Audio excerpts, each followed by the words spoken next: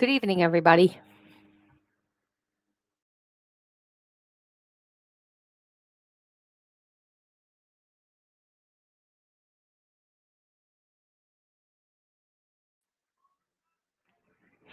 Good evening, everybody. Sorry, a minute or two late. Had to finish cleaning up after dinner. I scheduled this last night, thinking I scheduled it for tonight, but oh well, it is what it is. Who knows if anybody will come? I am just going to react to a stream. Um, no hate, so don't bring that crap here. Um, I wanted to react to this because I thought, it was interesting, and I thought you guys would want to react with me. Um, feel free to come out of the bushes and say hello. Just keep your drama out the door. Not interested. I hope everybody's having a good week. Thankfully, only a couple of more days left. Can't wait for it to be over. I'm over it already.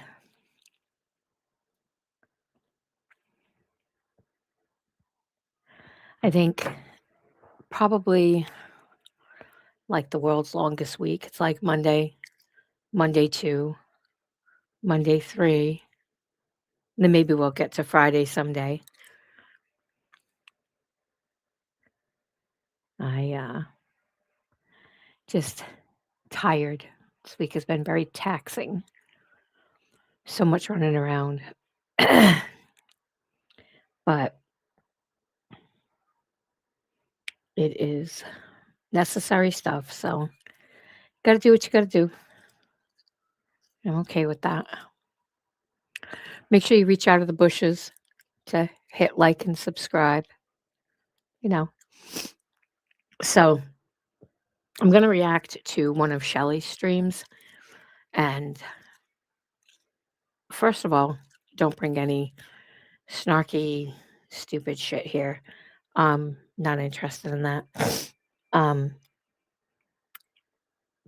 I was going to react to the one before this, but it was really painful to watch and not in a funny way. Like, she looked like she was hurting, and yeah, it was hurting me to watch that because that looked like she fell asleep in the sun. That had to hurt, man. That could not have felt good. I definitely, don't wish that on my worst enemy. That looked pretty bad.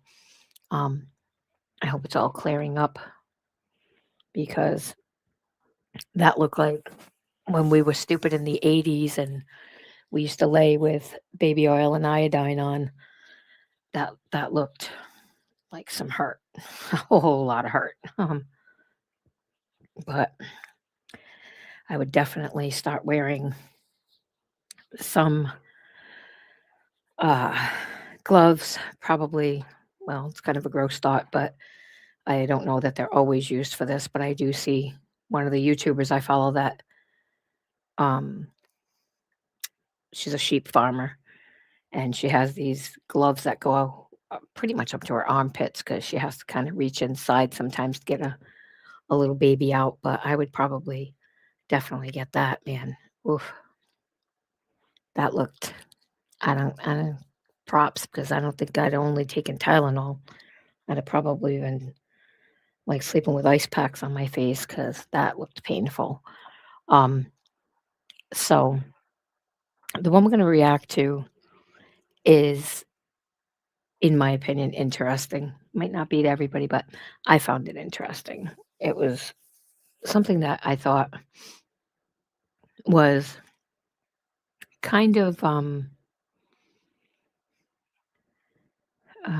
what's a nice way to say it? Looking back through the kaleidoscope, like everybody probably saw it, and it's pretty douchey what was done to her, but you know, thoughts and opinions and all the things. So let me pull that up here. I'm gonna play it on uh 1.5 or probably 2. Well, I think 1.5 is good. She's a pretty steady talker, so it's not like, she's all wired out like Coley or anything. She talks normal. Um, so I don't think we'd have to speed it up. Um, and of course, we'll do all the things we're supposed to do and stop it every whenever, you know, whenever we get there. But let me see here. Let me add it to the stage.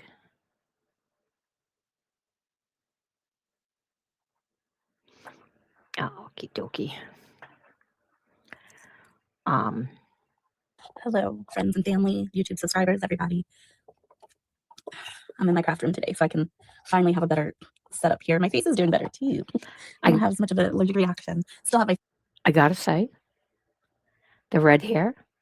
I don't. Well, I don't know if it's really red or if it's auburn, but it's not bad.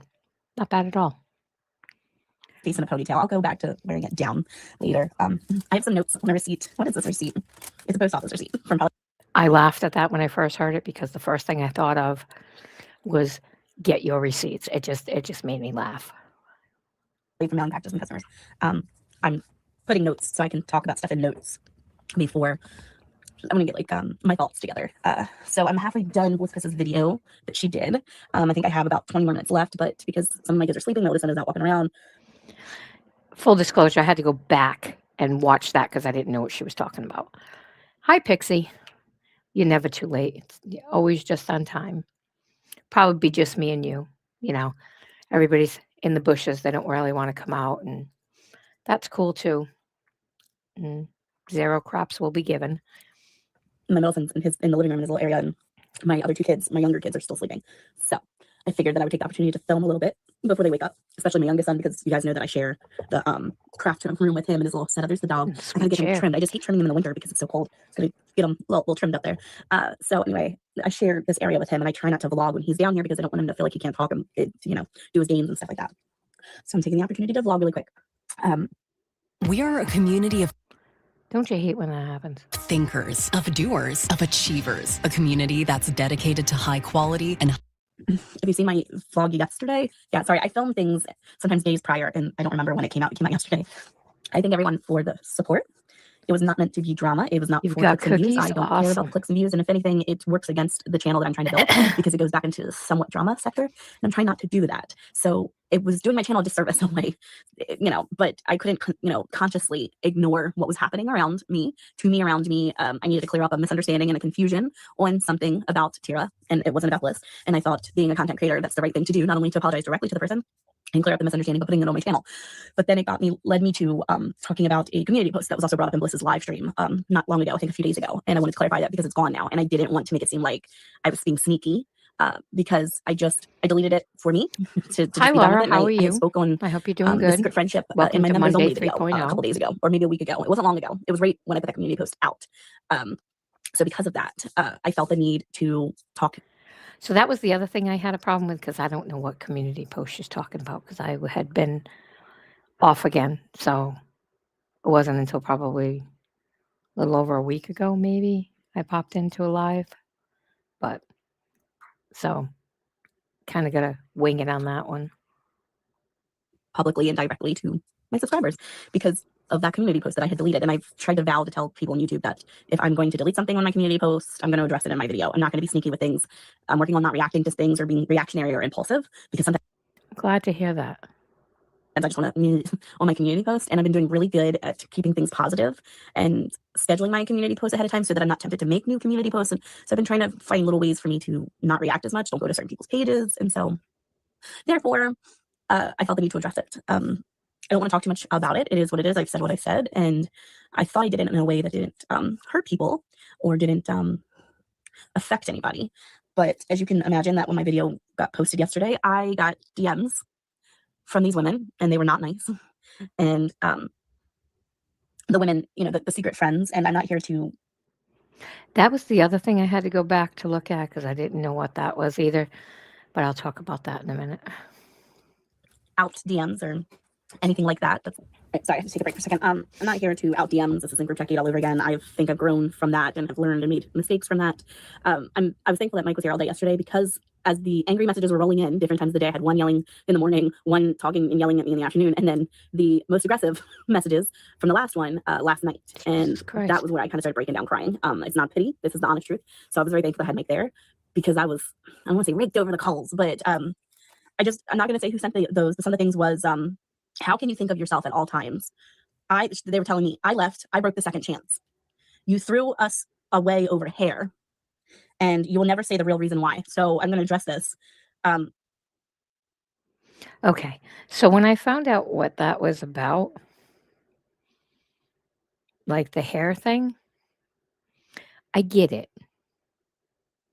I get it because, like, that's, rocks at a glass house right there, but like you're going to them and you're saying, another person in your group is shit talking me, right? And you're not going to say, hey, don't do that or don't do it to me would be what I would say. Without trying to Right. explain anything, and I'm hoping I do a good job, because it was basically told to me, you're never going to tell the public exactly why you were talking to us in the first place. And I can't tell the public exactly, but I'm going to do my best to explain it in a way that satisfies them because clearly That's they're crazy. upset and I'm selfish and I only think of So myself in these DMs. And I will tell you what, they're the only ones that messaged me very angry. I didn't have the pig pen. I didn't have any Bliss Christmas crew. No one messaged me last night. I did not get any DMs yesterday except for those 3 women. And they were very aggressive. And one was aggressive, which didn't even need to be aggressive. And she later apologized because apparently she didn't even watch my whole video and thought that I had named her. So I'm sorry. I already know who she's talking about.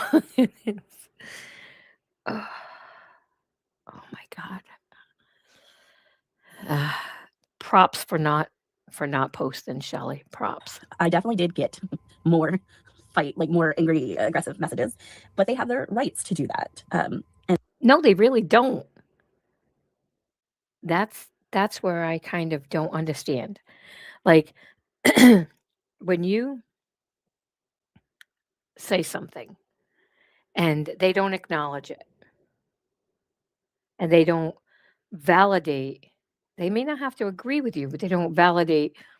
I understand why you feel that way. And that, I can definitely understand. And I will take that back to the other person and say, hey, can you not vent to me? Because we still talk to her. So don't vent to me. Keep it to yourself. Because that's what I've heard them say on panels is, pardon me, is I'm really good at compartmentalizing. I keep Bob separate from Mary. If Bob is pissed at Mary, I just don't get involved. So that just proves that that's not true. And so because people don't think that I'm going to explain it, they must need me or want me to explain it further. And this is how Group Chat Gate started. But I have enough understanding and how I'm going to conduct myself. And we're going to get this done and out of the way. And this will be it for me. And I would like to go back to what I was doing in tunnel vision. But maybe because I've opened Pandora's box, I need to clarify a few things because clearly they seem to be upset and want some clarification public. But do they deserve it? That's my question. Just because they came at you like fucking vipers, did they really deserve an explanation? If you know what you meant and you didn't say it sarcastically, aggressively, or make this wild ass post responding to it, do they really deserve it? I don't think so. That's just my opinion. But Publicly, and I'm willing to do that. So I was not talking to any of these women from the group chat. I was not talking I was not talking to them after Group Chat Gate happened. I won't say the word that's dramatic. I was gonna say exiled, canceled. Everyone left. Feel you. Pouches. A lot of people pulled their support from me. I completely understand. I was not going through a good time mentally, and I was definitely reverting back to. At Tractor Supply, we've got the know-how Tractor and Supply, savings really? to help We don't all need goat season food. long. So whether you're harmful behaviors, because I believe every time someone dies in my family, it's not an excuse. I have to remember to tell people these are. That's where I got a little bit confused. So I hope nobody else has passed away, because that's where another thing I got confused about. So I hope not. not excuses. I do take accountability. There's no excuse for the way I acted. But I can explain to you maybe what it's like something snapped in me when Graham was dying. And I think because so many people in my family had died, and I've watched people die over and over again in my family since I was a kid, and some to drugs, you know, some to old age, some to accidents. My dad's motorcycle accident was ultimately, he had died ultimately because of that. I've had cousins pass away due to drug overdoses and things. So I've seen people die in my life since I was a kid. You know, my brother died. I was pregnant with my middle son, and I went upstairs in his room and saw his body and things like that. It just, death is not a scary. I'm sorry for that, because that must have been extremely traumatizing. I can't even imagine. Never been there. Hopefully, I don't ever have to go there. But yeah, I don't envy you on that one. Scary thing, and I teach my kids it's not a scary thing, but it's not a happy thing. It's traumatizing. And when you lose people that you love and that you're close to, like my brother, who I thought, you know, we would grow up together and our kids would grow up together, it's hard. So yeah, I was battling a lot, and I'm not gonna lie, I had been drinking a lot more, and I'm gonna be open with that. And when you have a combination of depression and drinking and the internet and social media becomes some toxic place. You know, people say don't drink and text or don't drink and call people, that don't drink in YouTube, you know, but I'm not abstinent from alcohol. I don't drink it as often, and we don't keep like liquor, like vodka and stuff in the house. I just occasionally have my wine still, and I'm okay with that. And we had these little shots on Christmas Eve, or the Christmas Eve, the day before Christmas Eve, to wrap gifts, and that's the only liquor that I've had since. I haven't had anything since then, and before that was the summertime, like around like June, July, when I was fighting with people like Tira and Group Chat Gate and stuff, and Graham had just died. So I'm not excusing my behavior for that, but there was just a lot of deep layers, multiple layers of why maybe I started going off the rails, and I started to try to target and hurt one person, and then it ended up a lot of people got shrapnel wounds, and they were all targeted. And once I felt like we were never gonna be friends again, I just threw grenades at everyone at that point. I was like, I'm like telling you and you and you, if you don't want to be my friend, you don't have to be my friend. And I explained to people before, the women that have accepted my apology, that this is not an excuse, but and it's the truth. And my mom watches my vlogs. Sorry, something stuck in my eye and it's driving me nuts. It's no secret that I grew up, because I tell people about my life, that I grew up in a household that was non-traditional, a little crazy, lots of fights, some cop shows up, you know, I've seen my parents get arrested, you know, a lot of fighting, my mom fist fighting my dad, and it was a lot. I love them. My mom always told me, tell people the truth. You don't need to lie about our family. And I remember watching the adults in my household literally fist fight. My mom and her sister Vicky would fist fight each other. And by the time the cop showed up, they'd say, well, do you want to press charges? And then my mom would be like, no, that's my sister. We're all good here, sir. And then we would be ordering food that night after a huge fist fight happened. And usually alcohol was involved sometimes to fuel these angry fights. And I don't say I was taught, because not my mom formally taught me this, but I just was raised around, you fist fight and then you become friends immediately. You say you're sorry and then it's done. And then we're ordering pizza. I don't want to laugh, but I know people that grew up like that. Like they would literally beat each other senseless.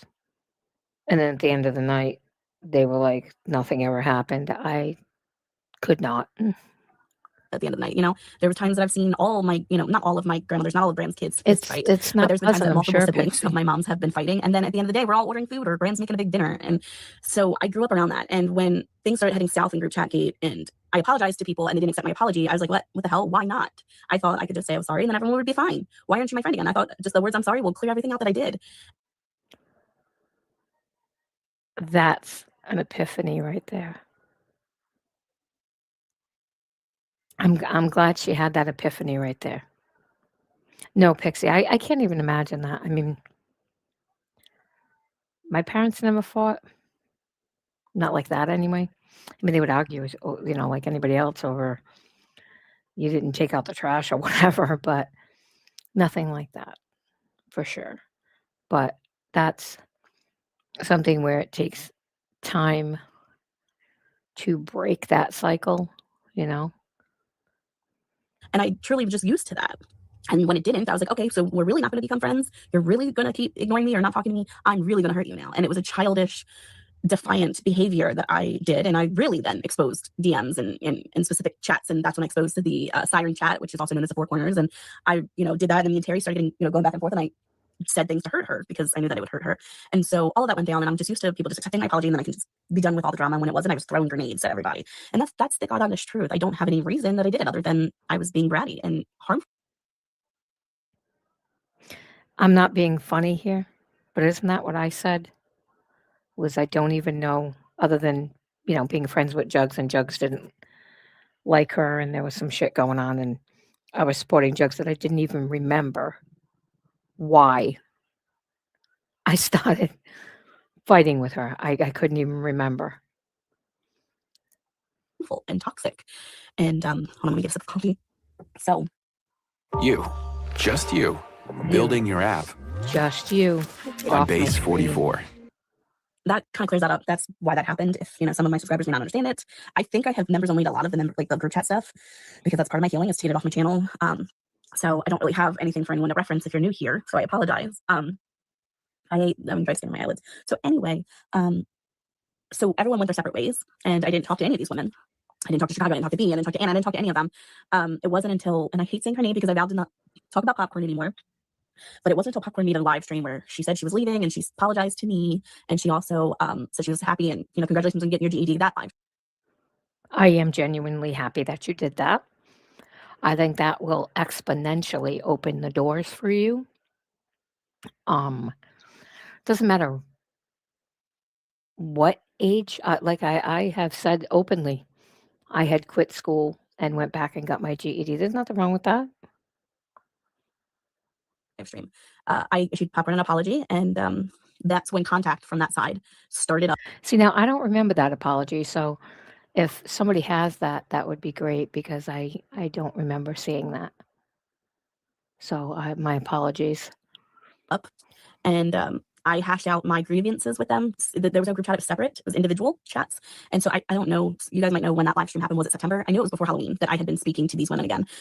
So it was separate. I will say that I didn't really talk to Chicago separately this whole time at this point. But I talked to the other women. And it was just, that's where I issued my individual apologies, and we could hash out our grievances and our issues with one another and clarify things that didn't get clarified.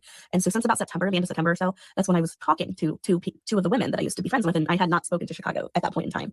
And it was just surface level stuff, just about our kids or about our life and good morning and just normal things. And I'm not going to elaborate on anything because, again, I'm not here to expose private messages. That's a good idea.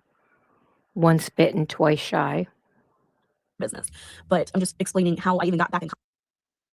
Yes, from my understanding, she graduated. Am I wrong? I don't remember the name of the school, but it was an online school.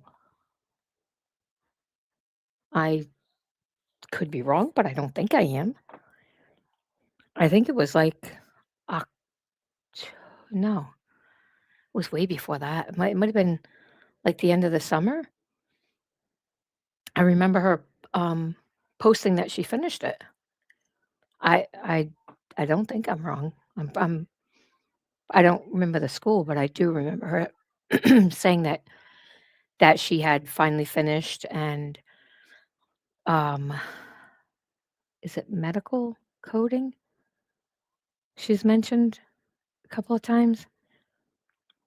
Medical billing, maybe, that she was going to start looking into, which I would probably say, I mean, doing YouTube, that might be a little hard to focus on because my sister-in-law has been doing that for like 25 years.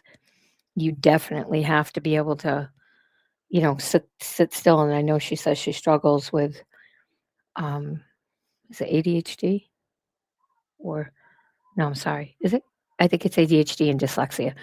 So that's one you really want to be careful of because, not to be funny, you can't crisscross numbers in that one because somebody will be crawling down your throat about a wrong charge. So, but that's always, it's a good career path. I know my sister-in-law makes damn good money. Contact with them because clearly they're upset. One says you will never say the real reason why we talk to you again. I just have to say something about that. So you will never say the reason why. That's basically baiting her to try to out information that she shared with them that she didn't want public, to try to out it. That's so fucked up. That's messy. And I'm here to say, okay. And, one feels that they can't respond or defend I did them check, and because I she won't does not clarify something disclose that they knew that anything they because would not out I didn't publicly want that on here. or out to anybody because it's private. So, I guess it was a time where Chicago and we were hanging out in person for Chicago's birthday that I got a Instagram video call, and it was both of them. And Chicago, it was very nice. They were both very nice, and that was when I was leaving YouTube. If people remember, I said I'm done with YouTube, and that really was because I was just fed up with the fighting. I've sped up with the constant videos being made of me. I even tried to make a whole separate channel in hopes that maybe the people that don't like me won't find me, because I can't stop looking at the things they're saying. And at that time, I wasn't learning self-control, and I didn't have self-awareness, and I wasn't working on myself at that point. And I thought, I hate to throw away my monetized channel, but I was willing to do that and create a whole new channel so that I can just be free to be me and not be made fun of Exactly, or have an Laura. ability It's like to go trying and to see bait what people her. are saying. That's kind of I fucked don't know if that up. makes sense. Because I can't stop looking at these people's pages, I want it to find a way that they can't find me, so that if I do go to their pages, that they won't have any content about me because they can't find it. I hope that makes sense. So I was trying to just reinvent myself, not because I was being fake or phony. I just thought, if I can rebrand myself and go on a different channel and start over fresh and start over new, and then people That makes figuratively, not sense. actually think Shelly's dead, but figuratively think I'm Well, I gone, so hope no one comes not. looking for me, and I create a whole new audience and I just start fresh, then that'll give me a fresh start. I can work on my mental health and I can rebrand myself, and we can just get rid of all the garbage that I have created on my channel. And instead of, I don't know, like fixing the dumpster fire I created, I thought I could abandon the dumpster fire and then come over to this side of YouTube. You can't abandon it. You have to put the fire out and then wheel the dumpster back to the back of the parking lot. Good theory, though. I like that. And create something else. I hope that makes sense. And then when someone found me, I was just like, okay, I'm done with all of YouTube. Just want to be clear that someone was not me. So before I get blamed for that too, that was not me.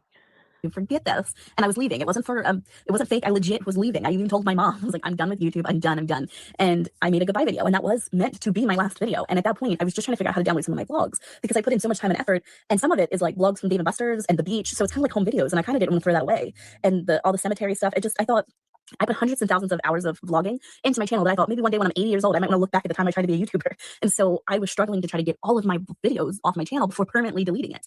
And I knew I had to permanently delete it so that I wasn't tempted to go back to it. Guys, Really? Another game. 3 days into this game, and I have uninstalled all other games in my phone. Cool. Uninstall yourself from my screen. So I couldn't figure out how to get all my videos off, because those types of videos, it's like hundreds and thousands of hours. It requires an external hard drive. So like my kid found an external hard drive, and it's still plugged into our computer. But I was going to download all my videos so I could just like delete the channel altogether, right? And then B in Chicago, Chicago initiated the phone call, and the reason I'm saying this because she's said it to people like Terry and stuff, and so it's gotten out that Chicago's the one that reached out to me. So it's not like I'm saying anything, like I'm outing anybody or telling anybody's business. And she did like an Instagram, what do you call voicemail, or not voicemail, like a voice chat, like a video, like a FaceTime, like I could see her.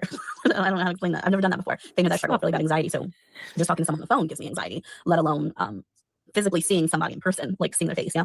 So they reached out and just checked on me, and I was very thankful. And it seemed like things were starting to step back into the direction of friendship, and I was very thankful for that. And they made sure, that I was doing good, encouraged me to keep my channel because they know I like it. So that's when I kind of got a little bit of encouragement. See, that's where I don't think it was in your best interest. I don't think they had your best interest at heart. I think was, as long as you're around, somebody's always going to be going after you, hating you, posting about you, shredding you. You're the reactionary one. You're going to take the bullets for when, shit goes on behind the scenes, because they're going to think it's you. So I don't think they kept you around for that. I think they kept you around for their own selfish reasons. Encouragement to keep my channel at that point was like, okay, I'm keeping my channel. Like that's kind of where my mind was heading towards anyway, right? So yeah, I don't want to, like, I'm trying not to talk too much, but I'm a talker, so it's gonna be a long video. Sorry, my nose itches. So yeah, they chat with me through Instagram thingy, and they not convinced me, they just, gave me words of encouragement, and I was very thankful for that. And then I did not talk to Chicago privately, still continued not talking to her. I guess it just never come up. I never felt that I had to directly constantly talk to her. So I continued to talk to the other two like normal for the months, surface level stuff. Hey, how are you doing? Hope you're having a good day. There really wasn't any other, we weren't talking about anything negative. Just talking about our lives as friends. Sorry, I'm also dealing with my skin healing from the epoxy mess, and it's still in its healing stages. My hair, by the way, is still holding up as far as like no grays are showing. It's starting to see a little light here, like the gray is starting to peek through though. And that's also another experiment, is people comment on my gray hair, and I dyed it, and you guys seen when I dyed it. Let's figure out, let's see together in real time how long it takes the grays to pop through, because it seems like hair dye doesn't stay on my hair like it did when I was younger. Anyway, so everything was fine. We were chit-chatting separately in separate private individual messages, and then at the middle of November something happened in my family, and this is where you'll never say the real reason why is coming into play. She doesn't, so don't worry. Clearly something happened to one of my children, because if I'm it didn't, sorry to if hear it was me and Mike, I would have told the whole world about it already. You guys know that I'm very protective You over my still children, shouldn't. and I don't tell their personal business on YouTube or anywhere. And if I do tell somebody, it's somebody that I trust. And so I made a slip up one time and mentioned something about one of my children recently in a members only video, and that someone was I don't know who it is, or if it's a stock account, or if it's someone I really do know, like in the YouTube sphere, but somebody started, I guess, commentating or giving a rundown of all my members only videos like around Christmas time. And it was like December. Yeah, not January. It was like the month of December. So I realized that I can't even speak in my members because I realized that it is compromised. And I learned that lesson. But because I don't talk about my children and then like keep them sacred and protected, something obviously happened to somebody in my home in the middle of November. And I told these women, well, I told one about it, and therefore I guess, I gave permission to tell the others about it. And that is when a group chat got formed. So I was talking to these people individually, and a group chat got formed solely to give me, I guess, support and guidance during the difficult time. And that's where the comment, "You will never say the real reason why," is because That is the worst. Like, that is some gaslighting right there. Like, we're going to get you to out yourself. We're going to get you to out your own personal information, making you think they're going to do it for you. Like, that is like, get a gas can, soak her in it, and then drop a match. That's so fucked up. I mean, clearly Shelley and I were never friends, but that's fucked up. That's really messy. why the other group chat, like the new group chat, got formed. So yeah, that group chat was formed to give me support because they're mothers and they understand what I was going through. And I thank them. This is not to shit on them for that. But I'm getting yelled at last night as, "You'll never tell anyone on YouTube. You know why we talk to you." And so, yes, I was in a group chat recently, not until the middle of November. And that was for me to get support from all of them at the same time about my family and to help me so I didn't slip back into drinking because something, horrible happened. My kids are safe. They're fine. Stay away from drinking, please. Please. Hi, Brooke. Nice to see you. And this is not because I don't drink, but it's really bad. Especially when you openly say you have depression, you have all of these other things, going on, anxiety and all of the other things from somebody who suffers from all of that as well. That's only going to compound your issues. That's going to heighten the anxiety. It's going to heighten the depression. It's going to heighten your reaction issue where you feel like you got to respond to something. It's going to do all of that.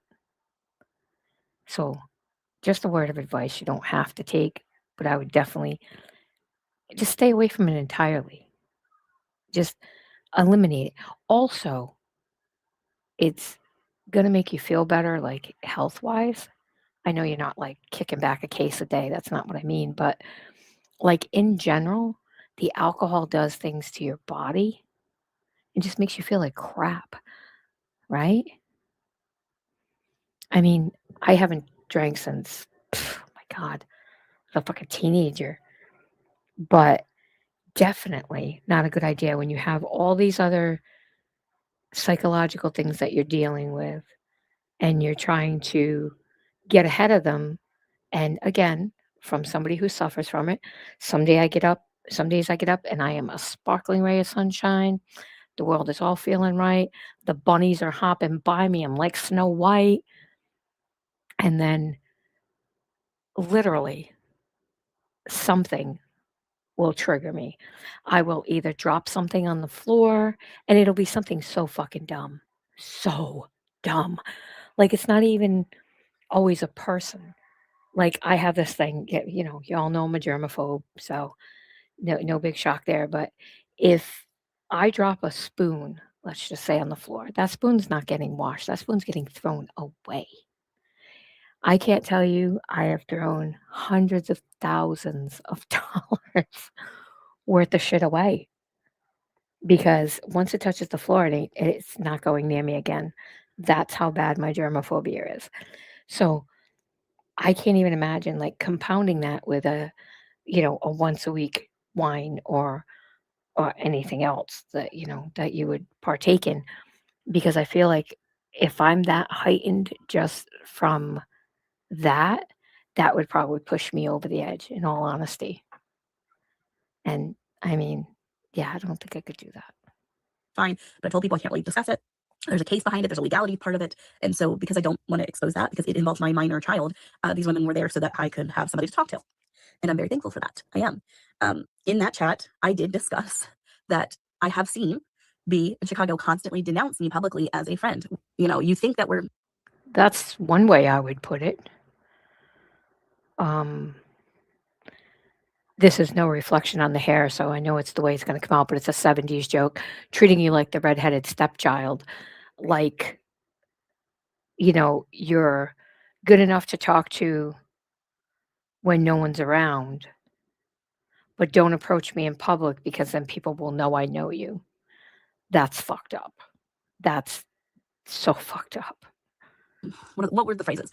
In Rebrand Stream, Chicago said, "We're not friends. You think that, but we're not." And then B said, "We're not friends. I'm not over there sharing her stuff." And I think it's like semantics. Because yeah, She actually said to Terry, just because you say it doesn't make it true. That's what she said. And that's fucking gross. you're not commenting on my stuff publicly. You're not sharing my stuff. But behind the scenes, you are giving me friendship. And I'm now being, I don't want to say it's being thrown in my face, but it's now being told to me, no, we weren't really your friend. We were just there for you for support. And So this is the part I didn't understand, okay? She had this episode, whatever the thing was that caused her to reach out to them, okay?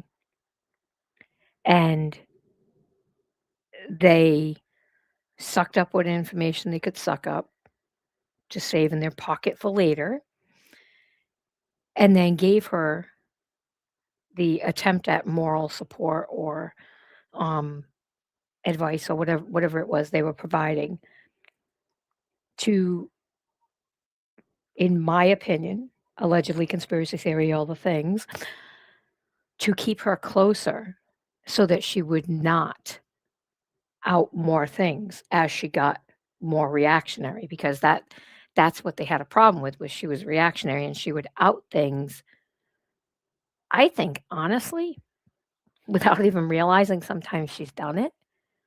Like, just say something and not realize it.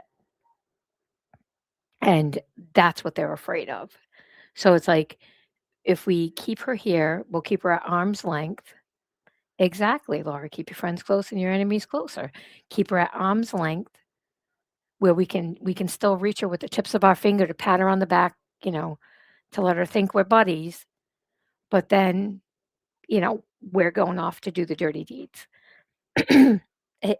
I wouldn't even, it's, she's too young to even know this reference, but it's like in the 80s when they had those parties and it was a competition to either bring the ugliest person, the dumbest person. You know what I'm saying? It's like that's what they were doing. Like they were treating her nice to her face. And then every time she turned around, she couldn't feel the smack she was getting in the back of the head. But they were literally doing that to her. And they already know she has insecurities. She has depression. She has all these other things, plus, home life or whatever originally drew her back to them. All these things. And she's not going to pick up on it because she's got a overfull glass. You know what I'm saying? It is. It seems like they are out for her now. And I mean, that's kind of fucked up.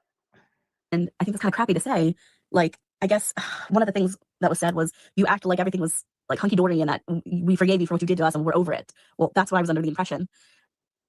Need better sleep? We can help.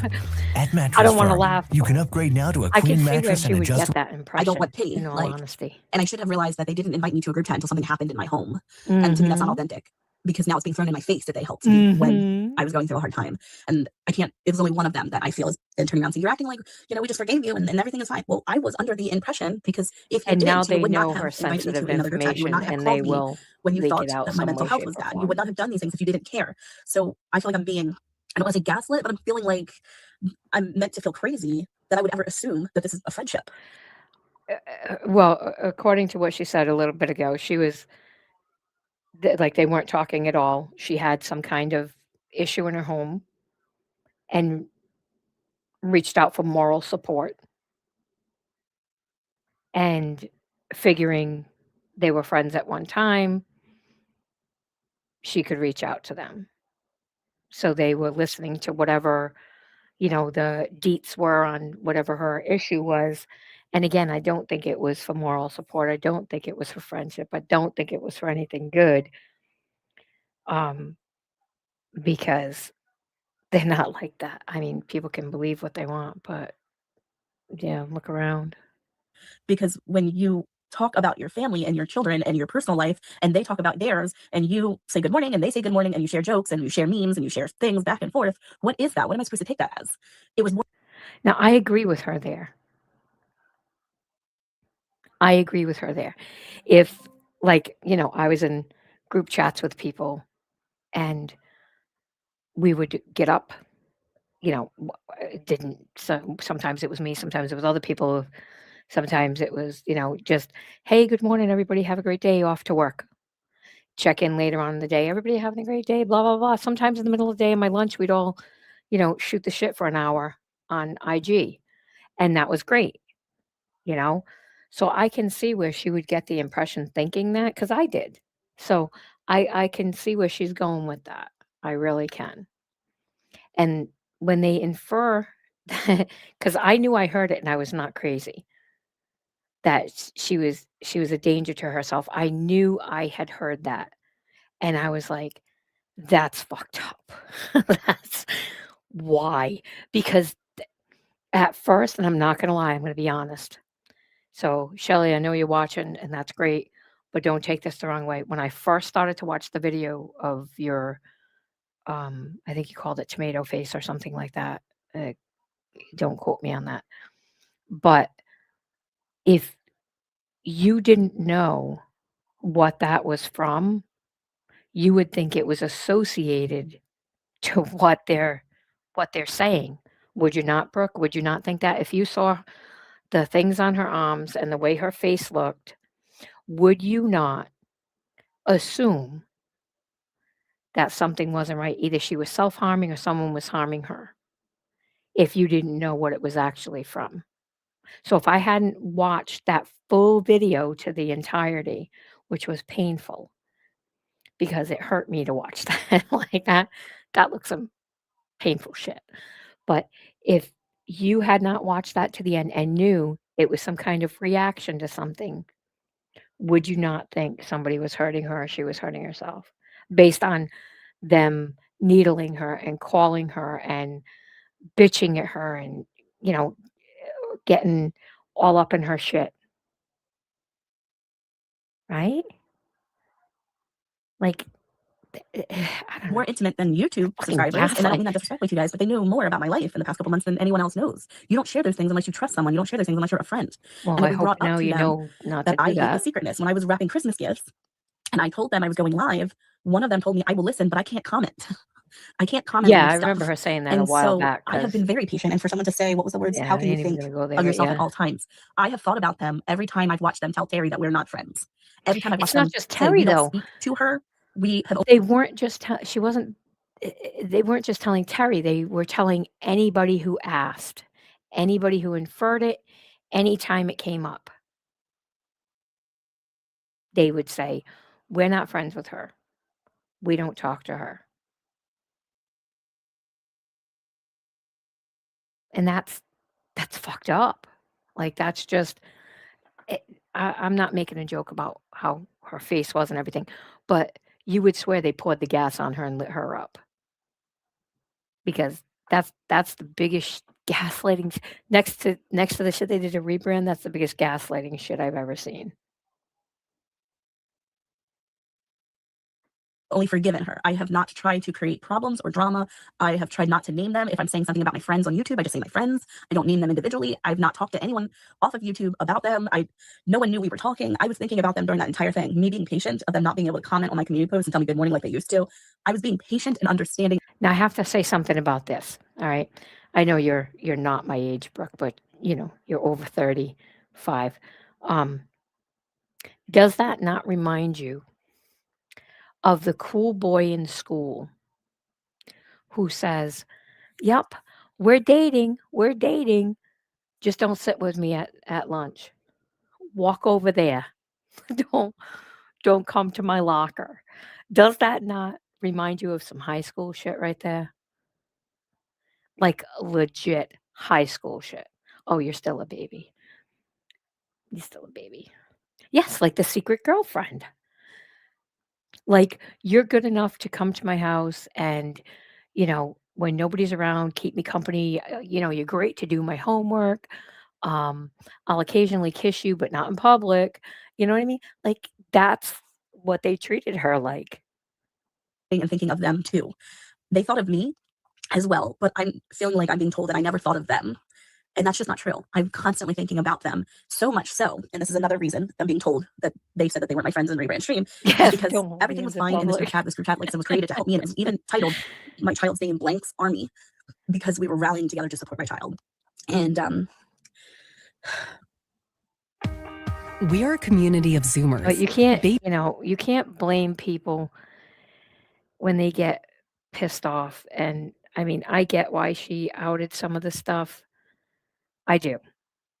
I really do. Because I don't think she did it this time to be spiteful.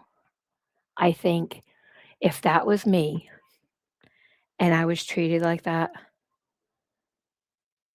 I probably would have done it sooner, but that's me. But I think with all the crap that she said was going on, with whatever the what you call it was, whatever the thing was. Oh, shit.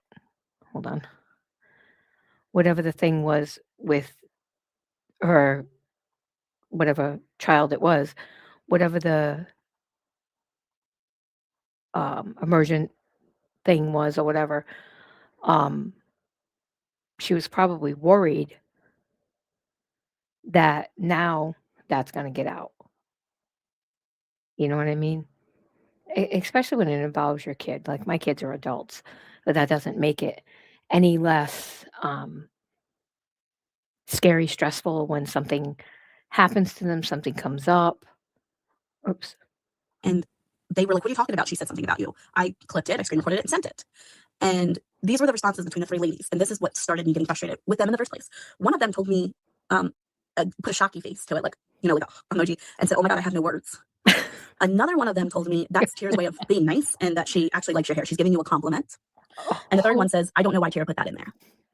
There was no, "Oh my God, that's disgusting. That's horrible. I can't believe she said this. There's no reason for it." So she insults you, and that's her way of saying she likes your hair? I mean, don't get me wrong. I'm not besties with her, but I don't think that's how compliments work. You know what I'm saying? For it, "I'm sorry." None of that. It was excuses for her.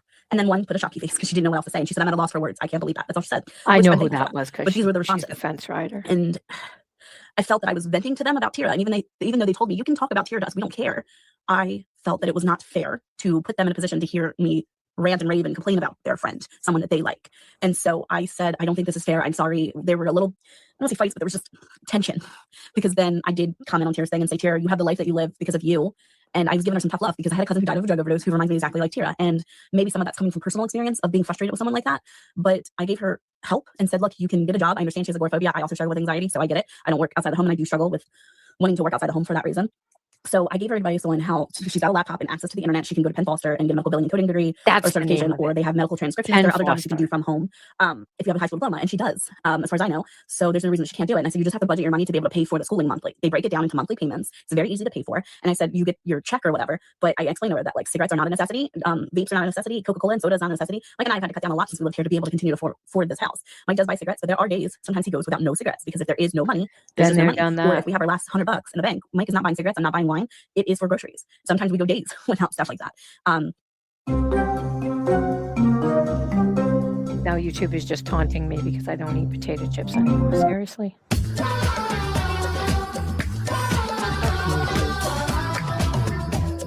Mike even has these little, I can't get it right now, but it's on the shelf over there. It's these little, you know how you ever have chewing tobacco? Well, now they have these like pouches. Oh my that look gosh, like little white please no. pouches. You know the silica pouches that you get in your shoes? It reminds me of that, but it's thin and skinny. No, he's and not he doing. says it smells and tastes like peppermint or Oh, something. Hold on, I that's put pictures bad. in the sun, in the oven for my son. Well, Mike has one of that as a backup in the event that sometimes if he can't afford cigarettes, he will use those if he's really He's a better man than craving me a 'cause I wouldn't cigarette. I don't know how put much it it in my costs, but he doesn't use them often, and so he has this pack. When I come back through, I'll show you guys what they are. Okay, and this video is getting longer than I anticipated. This is what it is. I don't know if anyone's seen these. I don't even know how to open it. How do you open this thing? Oh, I knew somebody who used to so that's eat what they look like. Copenhagen And then you put it in pouches. your, I guess, side, like, yeah, just hold it. This one's Wildberry, but the one that he had before was like mint. But he doesn't buy them often. I don't know how expensive they are, but he buys them for the event that when he doesn't have cigarettes, because we're learning that cigarettes just aren't a necessity, obviously. When you're addicted to them, it can seem like a necessity, but he would It use this did. sometimes. I think the first like day or two is what's the hardest, when he's has to stop smoking for like a week or for a few days. And then that's when this comes in handy. And then after a day or two, I'm not having cigarettes, then he's fine. But again, everyone's different, but we found ways to kind of manage that. And I know everyone's like, well, Mike smokes. Yeah, but I have a home. Like, I'm still in a house. I mean, I don't know what kind of medical they have, but if they have medical, usually every medical pays for smoking cessation patches and things like that. He should look into that because those things are dangerous. Those will give you oral cancer. House. So we're finding ways to budget our money better. And so that way, as time goes on, cigarettes aren't something that we focus our money on. And when you have children or responsibilities, you have to learn to prioritize your money, and a lot money for what it's supposed to go to. And cigarettes and things for ourselves is not a necessity. Hence, hair dye. $6 is a lot of money. I think it's like $6 or $8 on Amazon. I bought this hair dye. That's it? It's not something that I sometimes have the money for. And $8 can go to so many other things for our children, and a gallon of milk and a loaf of bread. Like, I don't want to. I hate that I was shamed for I've that. I never was shamed dyed for my being hair, but responsible. props to you if Anyway, you can do it. and that's where I was at in the story. So it was Tira. There was a moment of tension for Tira. I think there was a comment one time made about, while I'm trying to become a medical billing coder, maybe look for jobs outside the home within walking distance. I'm okay with that. I agreed with it. And I even put in applications. I'm still putting in applications for places within walking distance, as well as looking at online jobs. And if anyone knows of an online job that I can do, my expertise is customer service. I've worked at Sears, JCPenney, Macy's. I've worked as a cashier, but that was years ago. I have a high school diploma now, and I don't have a felony on my record.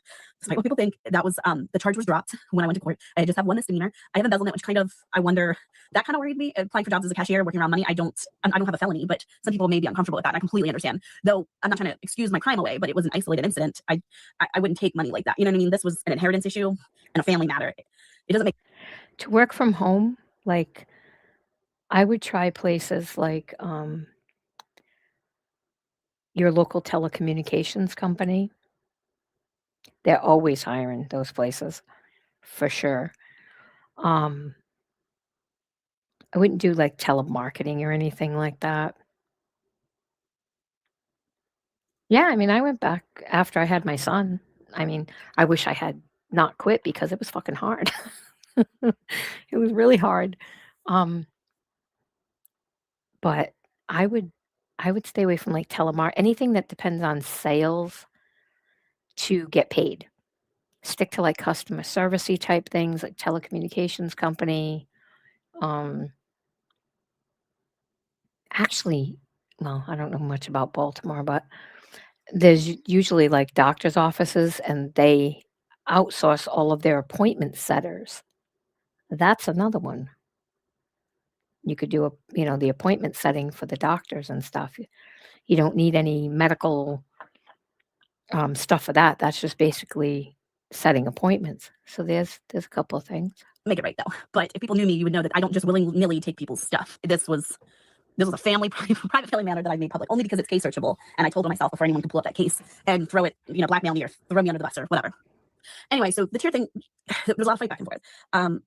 It was suggested about getting a job, which I was like, okay, yeah, you're right. I should get a job. I should get up and work. And then when I suggested that in the chat, I was like, why can't Tara get up and have a job? Like, why doesn't she want to work? Get a little part-time job, even at a McDonald's or something. Like, my mom worked at McDonald's. There's no shame in that. I would have worked there as a teen if my mom would have hired me. It's a job. But it was told, well, Tara can't. A doctor told her she can't because she has a disability. She has a reason. That's she doesn't have a bullshit. personality. There were so many different excuses on why she shouldn't have to work or get a Did job. you just say she doesn't have a personality? That was fucking funny. Or better herself. But yet the week prior, I was told that maybe I should start looking for jobs outside of the house, which is good because you want real friends that will help you and encourage you and inspire you. And sometimes you have to hear some of the not so nice things about yourself. And a real friend will tell you when you're messing up your life or when they think you can improve it. And then when I pointed that out to somebody and said, didn't you just tell me last week that I need to get a job? I also have anxiety and agoraphobia, and I'm much bigger than Tara, and that's not an excuse, but I can't stand up for long periods of time. And that would be really rude to waste somebody's time to get hired somewhere knowing that I can't even work a full shift. I need to build up to something.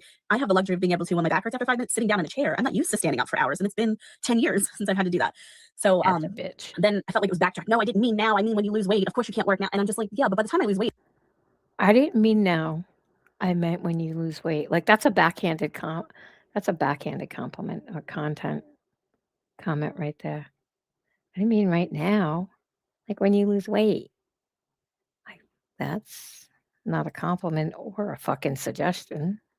I'll probably already be a medical biller and coder because the program is only like 6 months. I have a few more payments left on my diploma so that I can start working on the medical billing and coding program. I'm losing weight, but it's a slow progress, and I gain a few pounds, I lose a few pounds. I'm still working on trying to get a hang on this weight loss thing, but I'm not giving up, and I'm not going to stop trying to lose weight. But in my opinion, I felt like it was being backtracked. No, we didn't need now. Then why'd you bring it up? and I went back and listened to it and listened to the message and saw it, and it did not state like later when you start losing weight or when things get back. Like it was maybe you should start looking for jobs outside the home within walking distance while you're waiting to become a medical billing coder. And so I don't know, I can't put words in this person's mouth. I don't know what they meant. I'm going to take their word for it that they meant later down the road, but regardless, I was being told to get a job. And again, I am so thankful for that. I'm not saying that people are telling me what to do. That's not this. I accepted that. I said, you're absolutely right. And thank you. I'll definitely look into that. And so I applied to a job the next day. And I did it because I wanted to. And there are other reasons that I wanted to work, not just because of what they said. But I just noticed that there was a lot of excuses made for Tira. And I don't understand that. I don't understand the 9 million excuses.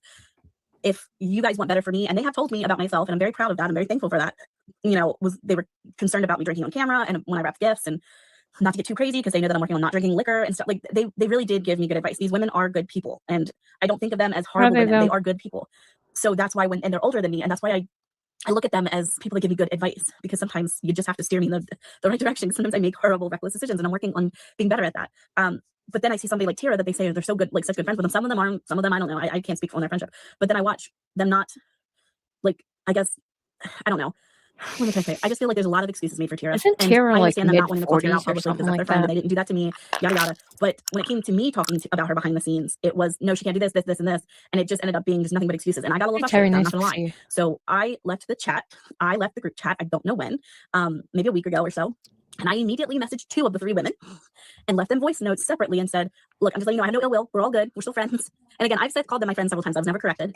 I felt like I was led to believe that they were my friends. And now that I'm calling it out, they're telling me, no, we weren't really fully friends. I don't know where you're getting that from. But I said, we're still friends. I have no ill will towards anyone. I just need a few days out of that group chat. It's hard to explain unless you were in a chat with me, and women that were in group chats with me will explain that I am a talker. People that watch my vlogs know I am a talker. I talk a lot. So you can imagine what my voice notes would be.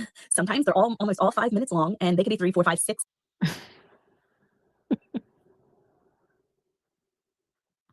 Sorry, I was trying to swallow my medicine. That just made me laugh about, because she just said it, but it was something that Terry had said before. So at least she's self-aware of that. That's progress, right? In a row. So you're listening to 30 minutes of my conversation like throughout the whole day. It's a lot. I'm not gonna lie. Terry made me a comment one time and said that it's exhausting, and it is. I agree with that. I've been trying to be mindful in this new group chat not to do that. And some of the women kept saying it's okay to leave the voice notes. You're fine. But I still felt like, because it was brought to my attention by Terry, which is okay. I'm not mad. I was being mindful how many voice notes I put in. But I was starting to get manicky over this whole Tira situation, and I was leaving like 15 voice notes and unsending them, leaving another one, unsending it, because I would get mad and be like, I'm just so tired of this. Why do you guys keep enabling her? And then I would unsend it, and I'm like, I can't do this. This isn't normal. I need to take a step back because I'm now sliding from all the progress I worked so hard on. And I left the chat so that I wouldn't have the ability to comment in it, so that these women weren't bombarded with messaging sent and unsent, sent and unsent. And I told 2 of them, I'm coming back to the chat. Just please give me a few days. I think I'm going through some type of manic episode. I apologize. I don't know why the one comment about my hair really upset me. And I don't think it's just necessarily my hair. It's also because it came out of left field for no reason. Like, she wanted to poke me because she seen I was doing better with my channel. She kept poking me about the YouTube shorts. And the reason that my templates were made, as she had said, was because something happened in my home to one of my children, and I could not film and vlog because I had to be there for my child. So the templates were my way of being able to make content and try to make money on YouTube without showing my face. I wasn't being lazy. I don't know what a template is. I had something happen. I had to be a mom. I had to put my kids first over YouTube. And so therefore the templates were a way that I could keep my channel in algorithm and stay active without having to do those voiceover shorts. And because those skits sometimes can take me a few hours to learn it, to play on my facial expressions. If I need any props in the YouTube shorts, I was putting props in my shorts and all of that. I was even being 2 people. I was like filming myself on this side and maybe putting my hair up and then my hair down. So I was really putting effort into those shorts. So when I seen the templates, they were really good. And then as things calmed down in my home and I could film more like I'm doing now, I just kept the templates because it's kind of like a good, easy way to make money. And I didn't lie about that. So she was making digs at something that she had no idea why I was doing it. So then I'm wrapping up her opinion with my templates over why I had to do the templates. And she has no idea. And if she actually knew why I did the templates, she would not have said those things. And her friend, she still would have said those things because that's who she is. But somebody's got to explain to me what a template is, because I don't know what she's talking about. Knew why I was doing the templates, and they were kind of put in the middle of, like, I don't want to say, it's like almost if someone went on YouTube and said Shelly's a liar, nothing happened in her home, she's doing it for attention. Like, if someone said that, like if Tira said that, that was kind of the way I took the template comment, because she has no idea why I was doing them, but she wanted to dig at me because 7 months ago I made fun of her lack of effort in her YouTube shorts. Regardless, I felt that it was not fair to my friends to hear me talk shit about Tira constantly, and my anger and frustration, not only for her and what she said about me, but her life choices and why they can support that. And I was told I'm not going to stop being friends with Tira just because you're upset with her, and I get it. And one of the comments that were made when I said, I think I made a comment like, God helps the people Well, I that are don't still feel so supporting her. bad now, And then one of them Pixie. You said, well, don't people know can say that about you as well, Shelly. And so I was just like, yeah, this isn't going to work. I need to take a break. But I immediately, like the next day, said, look, I'm still going to be in the group chat. I care about you guys. I just need a few days to cool off on this Tira stuff because I don't think it's fair. And we're starting to fight with each other now. I'm starting to fight with them over Tira, and that's not fair. So I left the chat. And that is where that comment, you will never tell the reason why. So yes, I was in a group chat because something happened in my household, and I left, not because I wasn't their friend. I even told two of them. I didn't tell the third. Sorry, I didn't message the third. I figured between two of them, they would tell the other one that I'm coming back. I had every plan to come back. I'm not mad at anyone. I just need to squash my ability to leave them voice notes because I didn't want to ruin my friendship with them over Tira. So now that I've been able to tell people the real reason why I was in a group chat, I don't know why that was thrown in my face. Very I wouldn't tell people. factual, I'm not going to tell very. people what happened, but I'm going to tell people that's And why. gaslighters. So that's why when the comment I left, I broke the second chance. They're telling me that I'm the reason that the friendship is now ruined because I left that group chat, even though two of them knew I was coming back, and then I did it to protect them and keep them from having to hear me bitch about. But I have to say, at this point in this video, she's at least made the smart decision to exit out of the chat, right? Not to stay in it and potentially, and not that I doubt her, but I don't think she was more worried about leaving the messages. I think she was worried about the outfall of the messages, like they were going to yell at her again. Because that's like, the school teachers smacking your hand with the rulers. They tell you can do something, and then when you do it, they smack your hand and say, no, I didn't say to do that. So I think that is probably why she backed out. About Tira. I was trying to protect the friendship by not ruining it and driving it into the pavement by complaining about Tira all the time. And how can I think of myself at all times? I left that chat because I was not thinking of myself. If I was thinking about myself, I would stay in that chat, continue to rant, bitch, complain, and moan about Tira. I thought of them and how that puts them in an awkward position. So I left. And then I was even more mad when I found out Tira was making fun of Chicago. And after Chicago gave Tira $40 and she took her $40, and Chicago was good enough to take her money, but then she was shit talking Chicago behind the scenes to Terry. And I brought that up to them and said, how can you still be That's friendly so dirty. like over there? Like, why are you guys still supporting her after her being so horrible to Chicago? I didn't really get much about that. Just I didn't understand how that became you, Terry. How you pointing out that Tara talked crap about Chicago, paying for lunch and giving her money and giving her whatever it was, makeup or whatever, how that was you taking a dig at Chicago. I'm, again, wasn't there for the combo, but that to me, the way I took it was you were voicing disgust at somebody being ungrateful for something that was given to them and people still allowing it. Not putting words in your mouth, but that's the way I took it. I mean, it does. I don't know what Chicago's intentions were. We're not buddies, but I would assume if, she had the extra money, she was probably like, you know what, here's money, here's your birthday, go do something. And since I asked you to lunch, I'll pay, type of thing. The makeup I can't speak on, but maybe, whether it was stuff she didn't need, wasn't going to use, to pass it on, how is that insulting? To say, oh, I'm not going to use this, and I'd rather see somebody who might be able to use it than it sit on my, vanity and never be used. You know what I mean? And when you're defending, I don't want to put words in your mouth, but not defending Chicago, but essentially saying, what the fuck is wrong with you? These people just took you to lunch, gave you money, and, gave you whatever it was that she gifted her. You're fucking ungrateful. And you're still the bad guy. There's a little there's a little air missing in that tire. I don't remember. I think Chicago, I don't know, it said something along the lines of, I'm okay, you don't have to be upset for me or something like that. I don't know. So yeah, the words, you threw us away. You threw us away. I didn't do nothing. I didn't throw anyone away. I left the chat so that they didn't have to hear me complain. I was thinking of them. I was not being selfish. I left the chat, and it's not like I left it abandoned with no word. Two of them knew exactly why I left, and then I was coming back in a few days. I just wanted some time to regroup, process, and kind of get over this Tira stuff. So that's kind of what it was just said. And it keeps being said that I threw them away over hair, that all of this is over Tira's comment over hair. No, it's over the fact that I felt that I've been talking to some of them since September, and so it's September, October, November, December, January.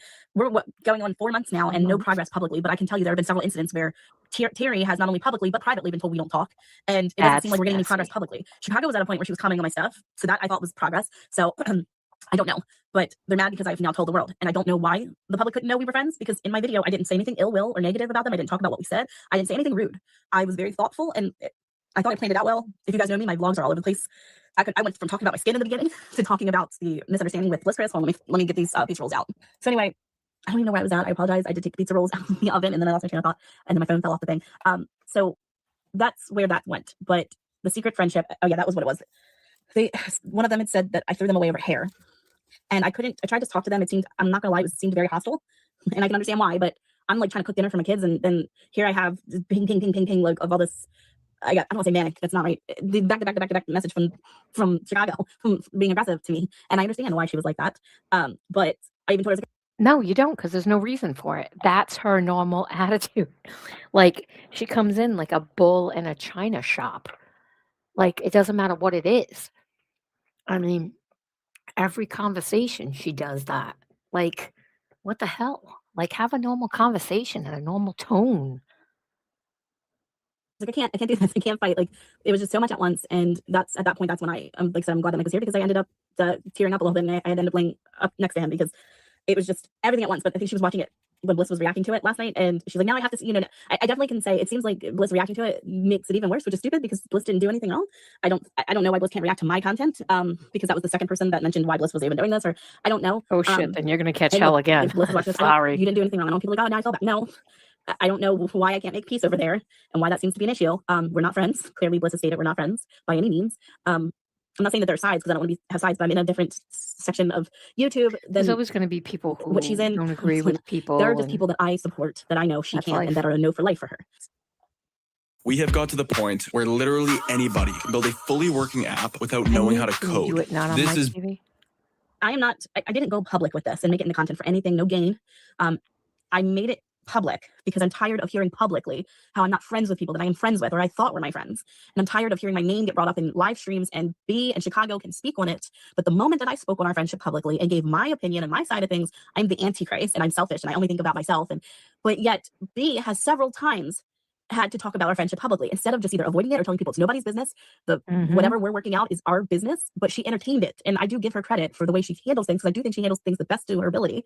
And I'm thankful for that. But you can just That's called gaslighting and manipulation, Shelley. It's not handling it. That's called trying to control the narrative to worm your way backwards. That's what that's called. tell people it's not your business, but them speaking on our friendship and whether it is or is not a friendship publicly is nobody's business. And they have been able to talk in front of me publicly several times on several occasions of whether we're friends or talking. And I don't understand why I'm not allowed to, because the moment I did was when everyone said that I'm such a terrible person for doing so. Like, I'm not allowed to have a voice. And I understand that it should have been behind the scenes. It's private. Then why couldn't they keep it private? And so I was told that the reason that they went on Rebrand Stream to talk about how we aren't friends is because I left the group chat and abandoned them. Well, I told people earlier in the video, I told two of them that I was coming back, that this was not an abandonment of friendship, that I was looking out for them and didn't want to continue talking about Tara to them. So I needed to find a way to not be able to physically leave a voice note until this manic episode about Tara was over. And I told them that. Even went back to the voice note I sent to B before my sponsorship, and I listened to it, and I did, and I knew it. I did, in fact, tell her word for word, I'm cool with you, I'm not mad at you, I know you're going through a lot, and I left the group chat because I don't think it's fair for me to keep ranting about Tara to you guys. I'm coming back in a little bit, but everything's good with us. So that excuse of we went on Rebrand Stream to talk about how we're not friends because what were we supposed to think when you left the group chat, that is moot. That point is moot because they got an explanation days prior. I don't think this is my opinion, I don't think they expected me to be watching Rebrand Stream. And I was told by somebody else before that when I said, well, why were they doing that? Well, maybe you should have been watching it. Like, this is why we tell you not to go watch stuff. Well, Rebrand, I have no issues with Rebrand. Me and Rebrand were cool, and she got upset about me financing things, and she put a comment back during the summertime and said I have to stop supporting you. And then I emailed her and I apologized, and I completely understand why. We don't talk anymore. But I still support her. I still watch her content. I still like her. Like, I have no ill will against Rebrand. She was frustrated back during group chat gate days, you know? So yeah. I don't know. I wish all these women nothing but the best. And I didn't think that this was group chat. I didn't think that I exposed anything. This video is more in depth because I'm being yelled at last night saying that you'll never go on your channel and never tell people why we have the new group chat. I didn't even tell people yesterday that there was a group chat. I just started talking to people behind the scenes. But yet here they go, trying to make me expose more stuff. And I'm not saying it. They're not making me. It's just you're putting me in a position where now I guess I have to come on here, right? Because you're telling me that I'm never going to do it, and now you can't respond and defend your friends because now you can't ever tell people why we were in that chat. Well, there you go. I told people why we were in the chat, and they're free to tell their side of this. They are free to talk about whatever they want to talk about. I'm not keeping anyone from telling them. I just asked about my kid and what happened to my kid.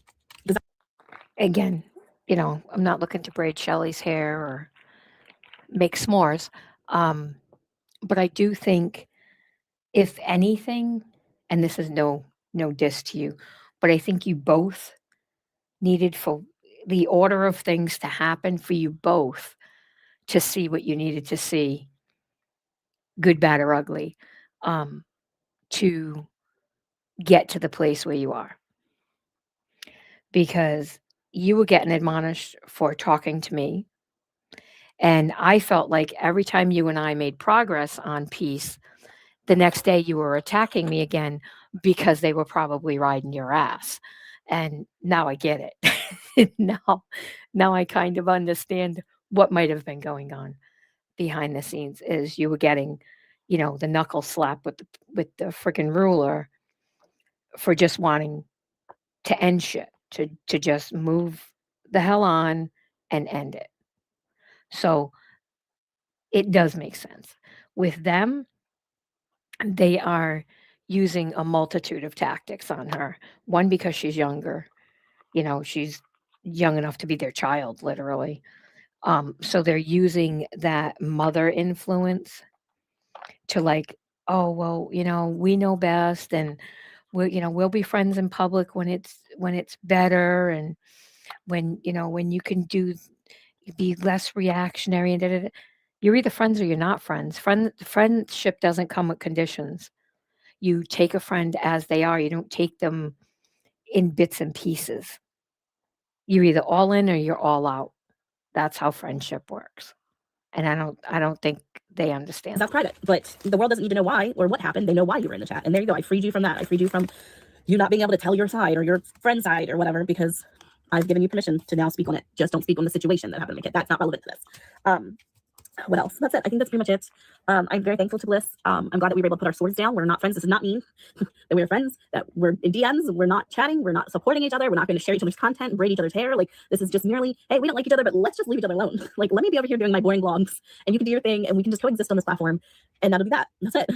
And that's all I want from everybody. I would make peace. I was trying to make peace with Popcorn. I would make peace with anyone at this point, but there were people that I didn't want to make peace with because I felt that it would be disrespectful to my friends. My secret Anytime friends, you're whatever. ready. I think breaking bread with Popcorn and being supportive and wanting peace for a lot of people that I needed peace for was like, oh, well, I can't do that. And I started to apologize to Popcorn back a couple months ago. And then I ramped back up and started going after her again because I thought, oh, I got to do this. Not that anyone asked me to do it. It's just, I felt uncomfortable making peace with her and forgiving her and laughing at maybe some of the things that were done. It's not all funny. And look, I can laugh at the things that were done to me. I have a right to just say that was effing ridiculous.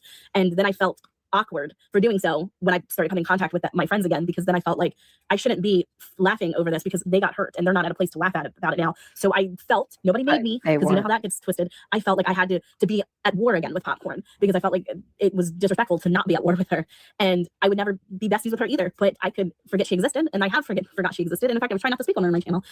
I can sit back and laugh at some of the things. Some of it was hurtful, some of it did cause me pain, but some of it was absolutely effing ridiculous and was silly and childish.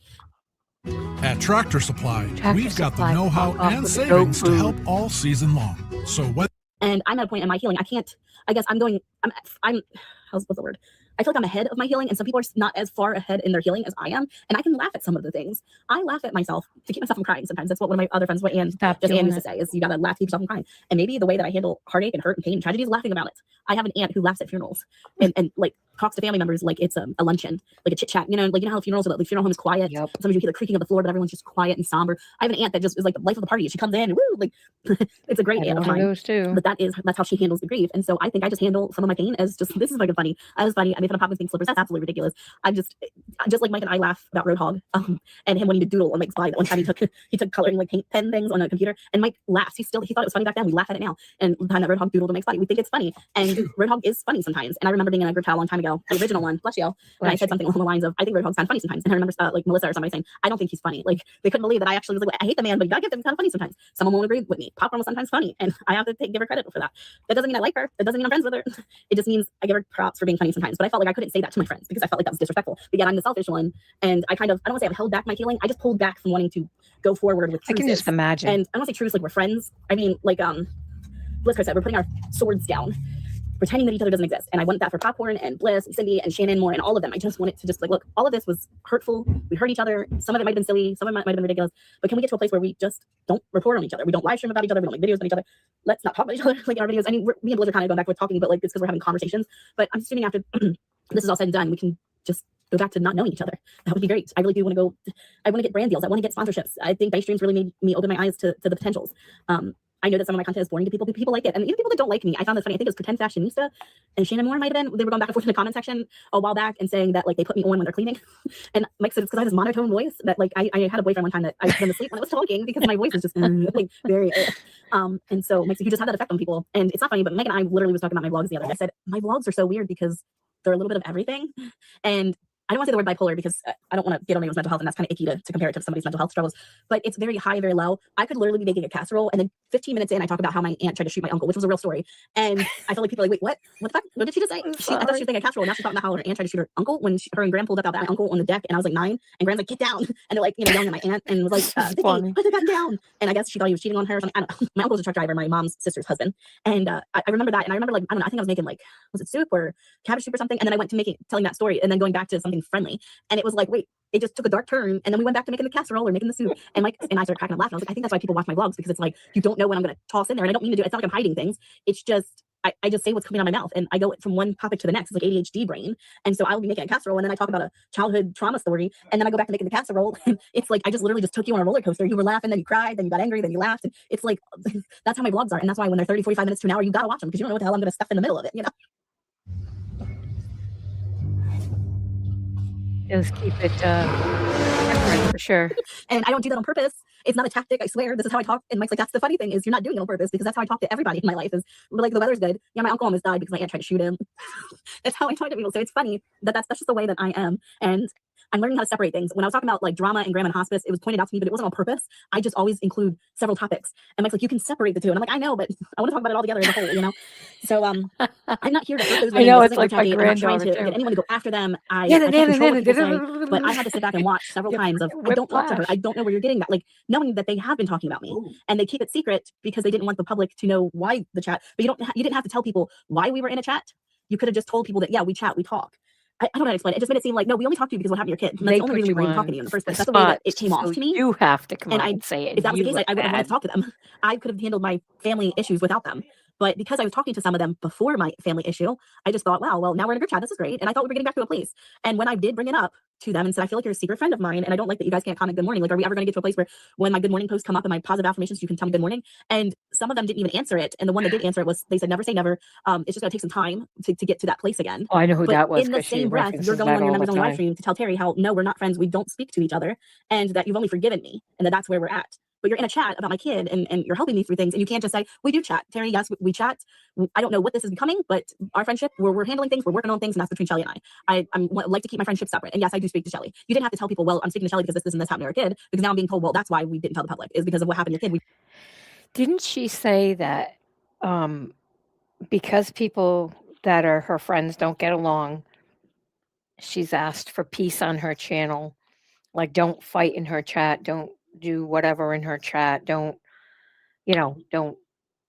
argue or whatever in her chat. Isn't that contradictory? Because you're lying and saying you're not friends with somebody, even if you're surface level friends. Like, she's got a point there. Like, we're not friends. I'm not looking for friendship. I'm being a peer and I'm supporting her, is even something that would have been an acceptable thing to say. But trying to make Terry Lynn feel like she's fucking crazy and gaslighting her, that's so fucked up. I mean, she's definitely We can't a tell people what master. happened. And you don't have to tell people what happened to my kid. You could just basically say, yeah, we're in contact, because even before then, some of them were speaking to me individually. So I know Terry doesn't like me. I know we have our own issues, and I want to give this opportunity to publicly apologize to Terry for fighting with her, for going back and forth with her, for exposing chats under malicious, I can't say it, under hostile intent. I can't say malicious for there we go. Malicious intent. There we go. Or malice intent, malicious intent. That was wrong for me, of me, and I'm sorry for that.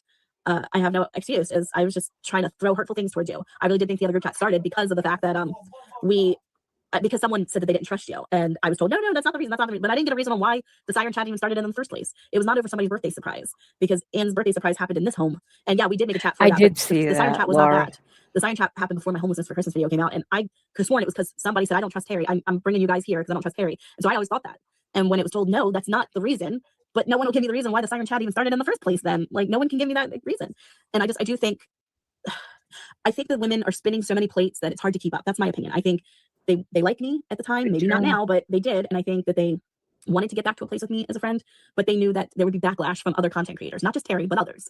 And I think that they were just trying to keep themselves from having to go through backlash. And so they're spinning this plate of, we don't talk to Shelly, and then spinning my plate of, we're your friend, don't worry, we're getting to that place. And I think it's a battle of trying to keep the peace. And it's really hard when they support Tira, because then that complicates things. And I know for a fact from when I was friends with Tira, how many people in their inner circle don't like Tira. And that causes a complication for them because there's so many people that don't like Tira. And I had to fight tooth and nail to be Tira's friend because there were friends. I made a promise to my dad. I made a promise to my Oh, for the love of God. Fucking commercials. Why do you skip these damn things? Hold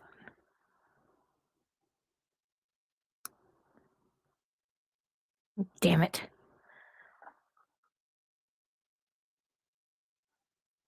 Jesus Christ.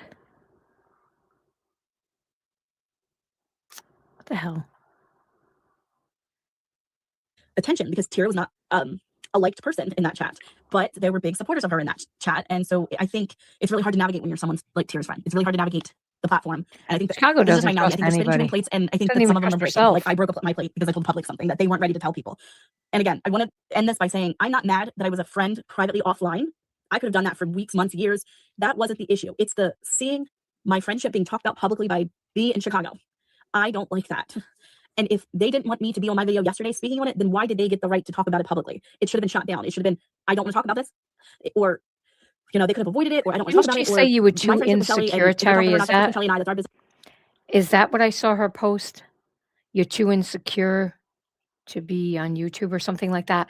That I'm paraphrasing. That might not be the exact wording, but am I wrong? Is that not what she said in that chat? Was it Rebrand Live that I was watching, and she said that to you? You're too insecure, something like that. Again, paraphrasing. We're working things out, and that's the best that I can give you. But in my opinion, this is just my humble opinion, from looking out the inside out, looking at everything as a whole, if they were to announce that they were friendly with me or my friend, then they can't complain if Terry is in Bliss's chat or Cindy's chat or JJ's chat or Popcorn's chat, or they can't use that argument anymore. And yes, I understand that I wasn't as bad as Popcorn or whatever, but I did look up people's information. I have doxed people. I have done things, maybe not with the intent to hurt them, because I don't hurt people. Things like Euphoria and stuff, that was not meant to hurt her. I think I was just shocked because she was lying to me and telling me she didn't refund my GoFundMe thing, and I didn't care because it was her money and I was not entitled to it, and I don't want to get into that. But I shared her name in the chat and not thinking how scary that could be, and then I went back in a message and I said, "Is this not you?" I wasn't doing that as an intimidation. I wasn't doing it to be scary, because I'm not. Do I look like a scary person by any means? I was just showing her, like, I know it's you. Don't lie to me anymore. I didn't realize how that would make somebody feel. I reacted. I didn't take the time to say, "Hey, someone might think you're crazy if you send this." And the reason that I looked it up in my mind, because I was not meant to be hostile, is because I was going to talk to them, because I thought, oh my goodness, did somebody say something? Do they need a receipt? I can prove it. I can prove that I'm getting a house. I can prove where I'm moving to. Like, that was why I was looking them up. It wasn't to fight with them, like, where's my money? Like, it wasn't like that. But yes, I've done things like that, and nobody corrected me. Nobody corrected me and said that I shouldn't have done that. And yeah, I'm an adult. It's not their job to correct me, but people sat there and acted like, I told Shelly it wasn't good. None of them told me that. None of them. They were all mad at Euphoria at that point. Nobody said, I don't think you should have done this or anything like that. And again, it's the lies. I've done bad things, and I'm trying to own up to the bad things. But some of the other people won't own up to their bad things either, and then they make lies about it. And I think that's where I'm at a point where, in order to heal, I have to tell the truth about things. I have to have be a honest about things, question and that's for what I'm doing. Shelly Or haven't been a good person on this app at when times. she And there's been comes times that in I've looked here. people's information up. There's times I've looked up Facebook. If I she's can in the argue that. It bushes, happened. It's done. It's over with. It Mal, happened, and I'm really sorry. So because I have I'm really sorry if I made anyone feel question uncomfortable. for you. My intention was never to hurt people or threaten people or do anything malicious with anyone's docs or anyone's name. It was merely because I was being nosy. It was merely, I just wanted to know, like, a detective. I like to look up things and investigate and look. I don't mean it harmfully, but it's wrong, and I'm sorry about that.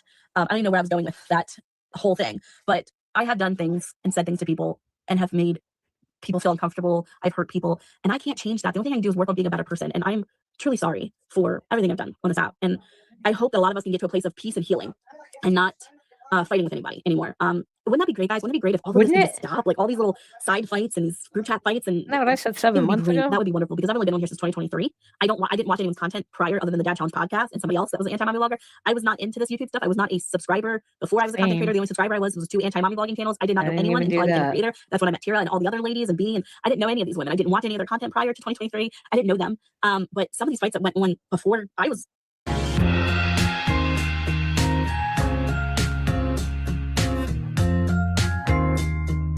At Call Tracking Metrics, customers have always known us as CTM, and now we're making it official.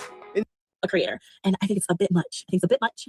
And it would be great if we could all just end this so we can go back to our own channel. But I feel like a lot of people's content is wrapped up in the drama. So when you stop the drama, you don't have content. So in a perfect world, people can go about their You can business make and find other content. content instead of responses to fights, you know? So that's going to be it for me with this. I wanted to come on here because I was told that because they can't say why they were in the chat, they can't respond. And I know that that's a thing. Like I did this note. Hey, Bliss, how you doing? So, couple of thoughts. I'm just going to remove this here. Nice to see her becoming self-aware. Growth in any fashion is still growth, right? Shelly, I'm going to tell you a secret. The reason Tara don't like you is because you got a sponsorship and she's never had one. That's why. I did watch it. You did a good job. I can't download that game because I don't have the mind capacity to dedicate to it. But overall, it was a good pitch, I guess is the word they use for those things. And I think that is what irritates them is they have bigger channels. They've been on longer. They have more subscribers in their opinion. I don't know who has what, but you did the dice thing and that's eating their fucking soul. I'm just saying. That's going to eat their soul. It's eating Coley's soul. It's eating Tara's soul. It's eating all their soul because you did get I don't know what it's exactly called. You said sponsorship, so I guess that's what you call it. But I think that's pissing them off. Do you want to come here and put it? Well, no, I don't have any to put away. Stick around. I'll be doing it Friday. It won't be anything fun, I can guarantee. I think, you know, she's trying to do better. And if she stays on that track and she realizes that that one brand deal, I think she posted it. Don't hold me to it, but it was like $200 and something. That's $200 and something. It probably took you like 5 hours total because, you know, you got to practice it and study whatever they want you to say and all that garbage. So, yeah, all 12 of them, Bliss, all 12. But I hope she does stay on that path. You know what I'm saying? Like, I said it before and I'll say it again. I only have one question for Shelly, and when she wants to pop in, I don't recall her ever apologizing, but you'll have to correct me on that one if anybody has screenshots of that. But when I apologized genuinely. I don't apologize fake. That's not how I operate. But I think what pisses them off is the fact that she's now gotten to the point where she'll come out with stuff and they don't like that. They don't like the unpredictability. Like she's not as controllable as she was before. Like before they had her pretty good under wraps. You know what I mean? They could control the narrative and, get her wound up, in my opinion, allegedly conspiracy theory, all the things, to make the stupid comments she was making, to come and start shit with me, to keep it going. You know what I'm saying? Yes, on some things she is, Brooke. I again, credit where credit is due. But they would get her wound up like a clock and then act and say, no, don't do this. Don't. Knowing she's a reactionary person. And she's going to be like, you want me to do this, right? You do, right? Right? And it's like a thing where she's wanting so bad to be wanted by them. Friendship, camaraderie, whatever it is, because, she's not too much on the outside and all that shit. And they know they have the upper hand with that for manipulation. And that's fucked up. Like, even at my worst of being a fucking shut-in and a germaphobe beyond germaphobe, no. No. I can't. Yeah, she does. I mean, some people have said the same thing about me. It's just one of those things. You're naturally talkative. You're naturally, um, prior COVID, I would go out. I'd, be waiting in the line at the supermarket and start having a conversation with an elderly lady. Talk to anybody. I enjoy people. I genuinely do. It doesn't seem like it, but I do. And Shelley strikes me as that type of person as well. But I don't, and I'm saying this in a nice way, so I hope she doesn't take it the wrong way. I wish she would stop with the self-deprecation, because although I participated in that, I used to do it to myself for the same reason.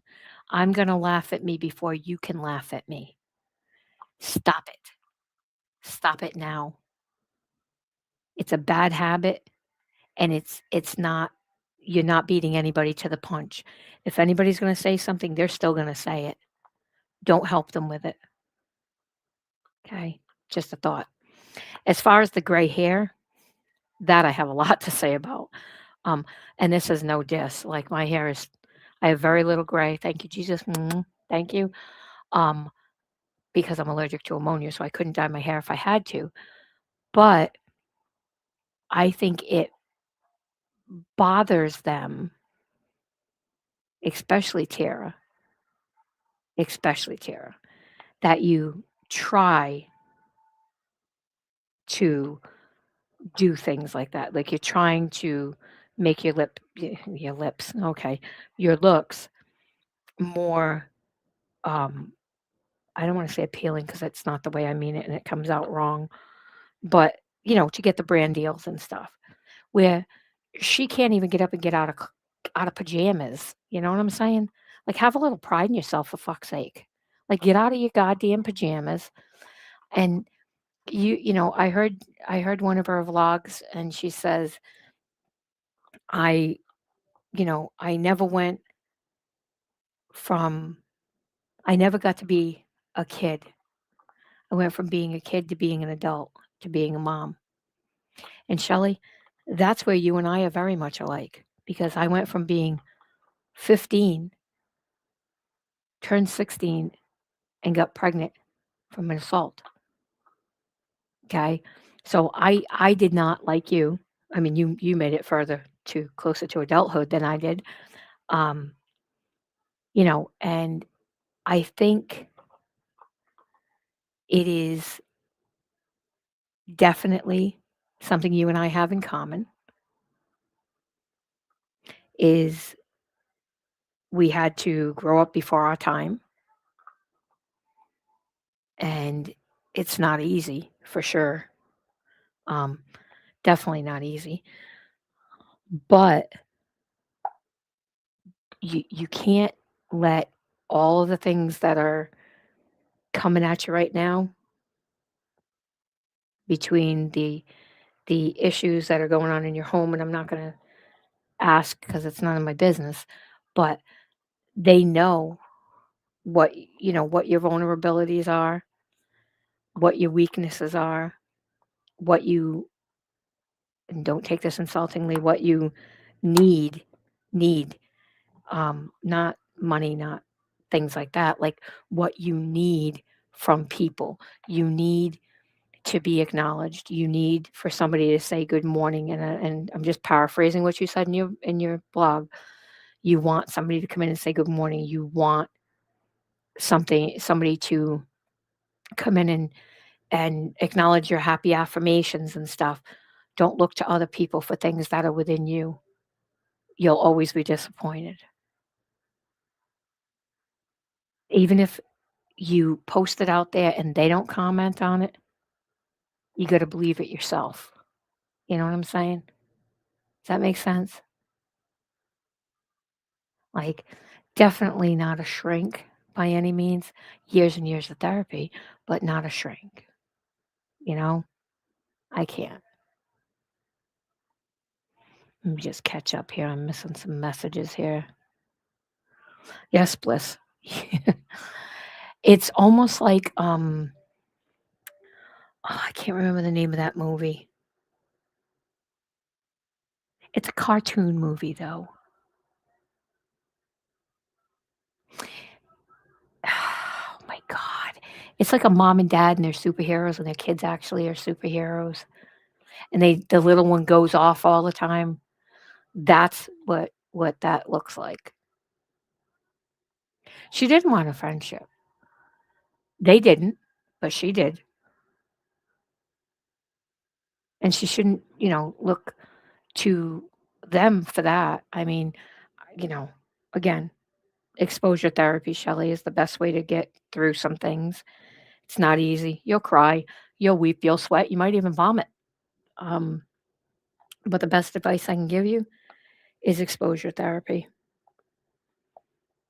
Don't, don't do anything that's going to hurt you. But the best thing I did was doing just that. I started leaving my husband at home and going to the market by myself.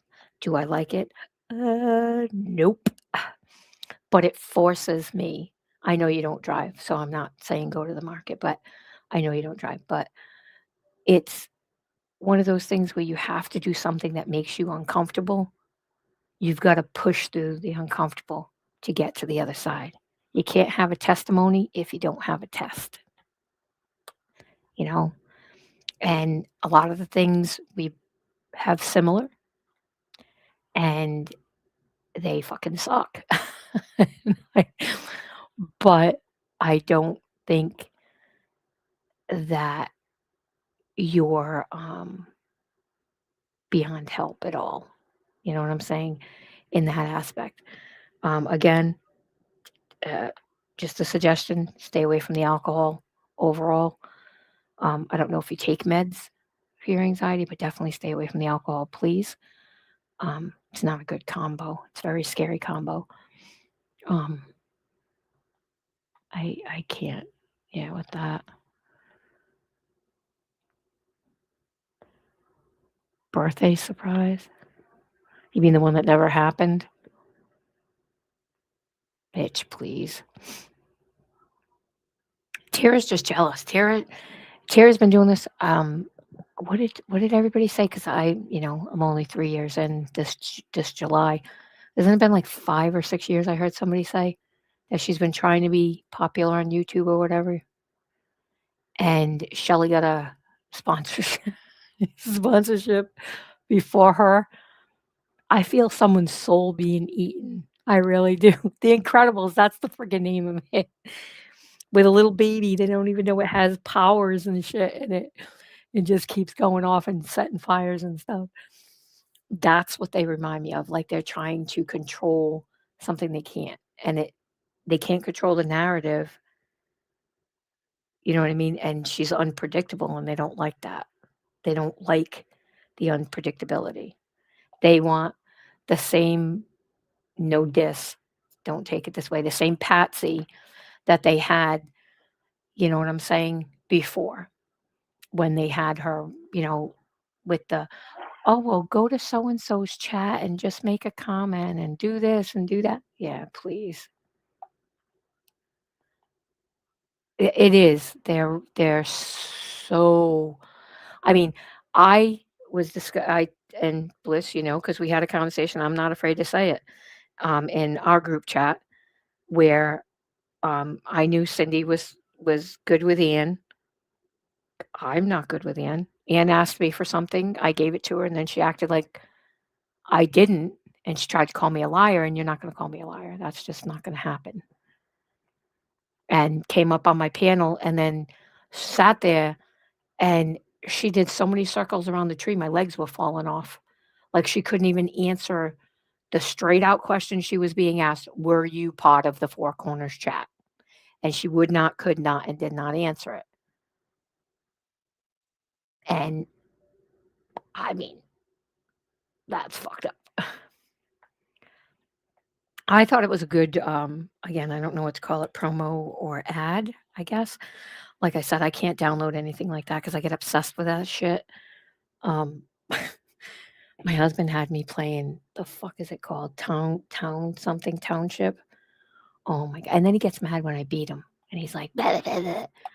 Well, don't invite me to play. That's all I got for you. Just don't. If you don't want me to beat your ass in the game, don't ask me to play because I get very competitive. My sister, I'm gonna have to tell her to download that shit though. She likes those casino things and stuff. She's a some days I think she's not all there, but that's just my opinion. 'Cause she's my sister. I don't know how that works. I think she gets credit for that maybe.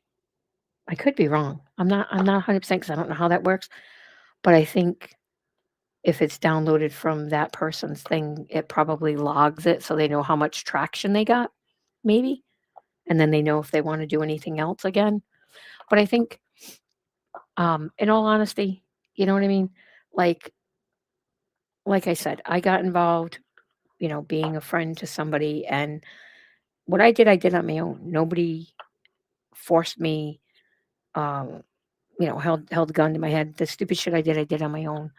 But, the shit, you know, that I didn't do, I also didn't do.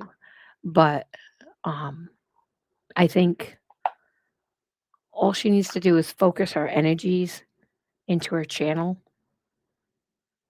and clean up the channel in terms of, um, like, get rid of all the stuff that don't matter.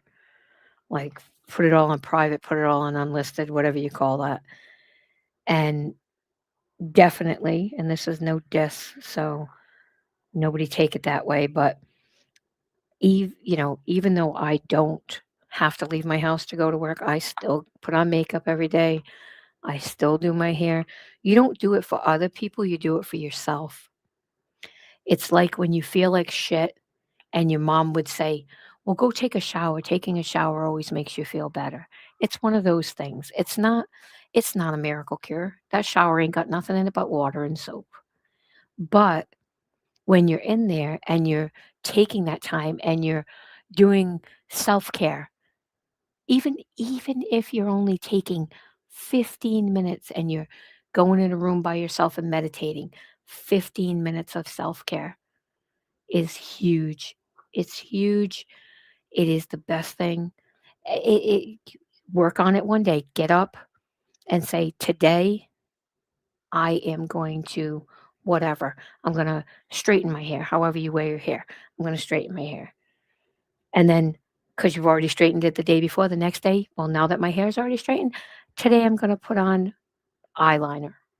And then build up to it. It's not easy. I went through the worst depression you could imagine, like to the point where I had almost killed myself by starving myself because I didn't realize I was doing it. And my potassium dropped and I almost had a heart attack. And that right there was my defining moment. When I was in the hospital and they said, "You're going to die if you don't take this potassium. We need to give you a potassium drip." And then I was on Chlorcon, is I think believe how you say it. It's a powder and it don't taste like Tang. That's a lie. It tastes like shit. It's like eating salt. And I was on that for almost a year because I was still struggling with Anna. And that was a tough time. And my hair was like really long, like past my bum. And like you say, I did not feel like washing my hair. I did not feel like brushing my hair. I did not want to because the thought of tipping, because I don't like water sprayed in my face because I almost drowned as a child.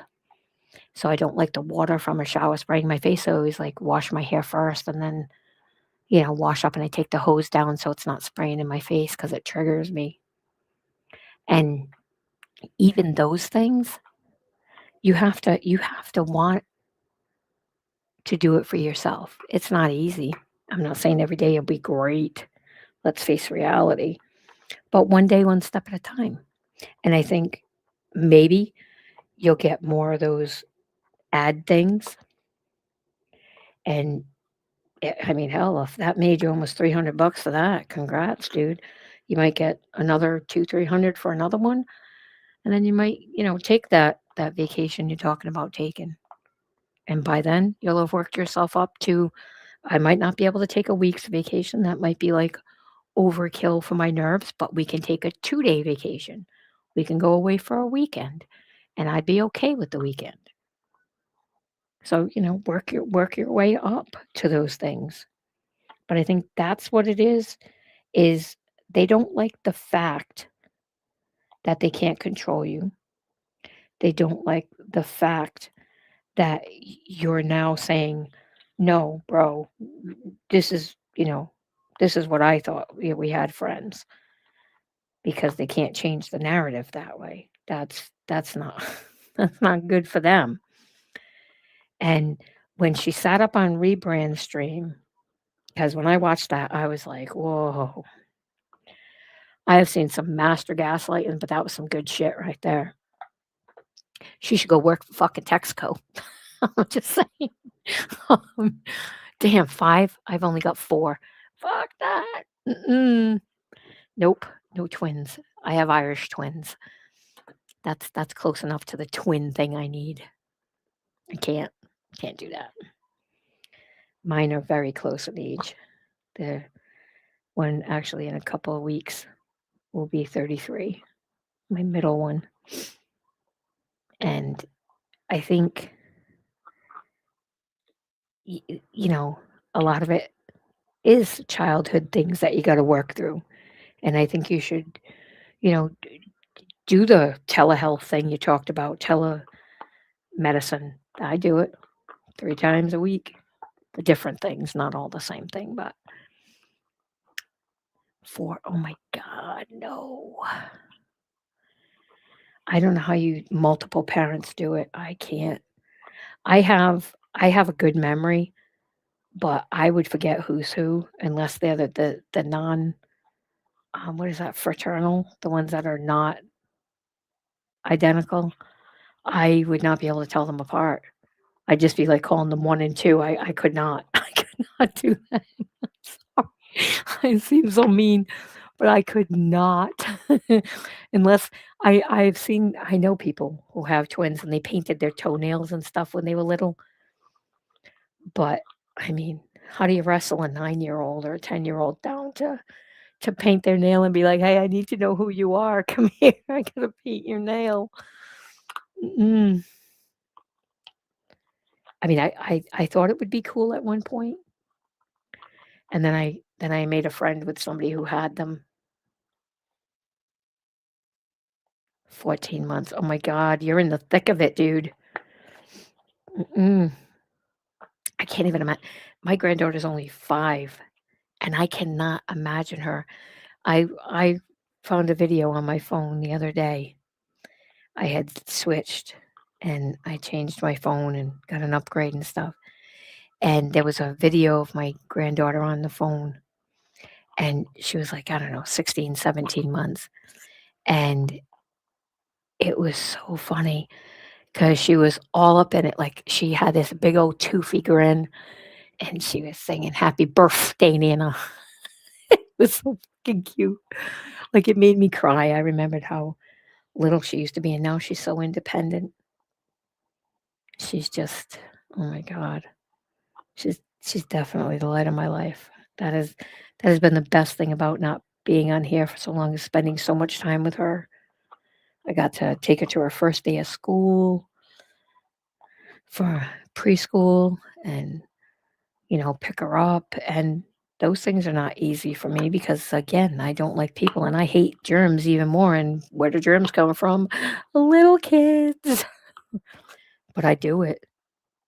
I do it for her because I want her to know that come hell or high water, Nana will do it. Nana will do it for you. 36? That's not old. I have a 40-year-old. That's humbling. Trust. That is super humbling.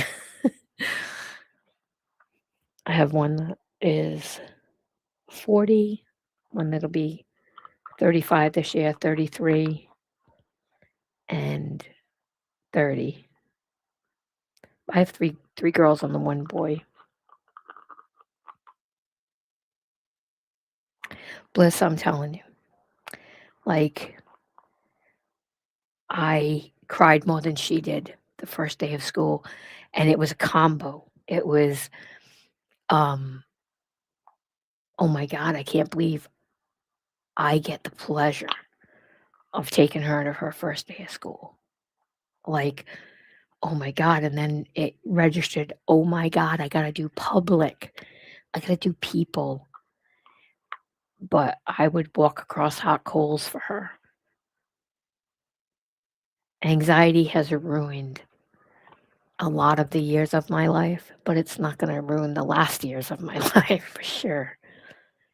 In the past 8 months, I've done things that I never would have done a year ago. And they're not easy and they're not fun sometimes. But let me tell you, the feeling I get after I do it, after I wind down from that panic attack, is it's like I call it the L self-talk, like that chick from, Legally Blonde. You did it.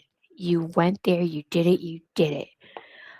It is very, very good feeling. I have to leave my house now 3 days a week to go to physical therapy and lymphedema therapy. And I was in the hospital twice in the past 2.5 months. That was not fun. They thought I had a blood clot. I didn't, thank God. And then I had a concussion a couple of weeks ago. That was a life lesson. That was a real life lesson. Wow, that's awesome. I don't even read at a 6th grade level. That's amazing. I saw her roomy sock puppet. I was going to show my granddaughter, and then I realized I'd have no socks. Oh, let me tell you, I learned a valuable lesson 2 weeks ago, Martin Luther King Day. I always prep my husband and mine's food for the week. I always make, all our breakfasts, all our lunches, and all our dinners because we work 2 different shifts.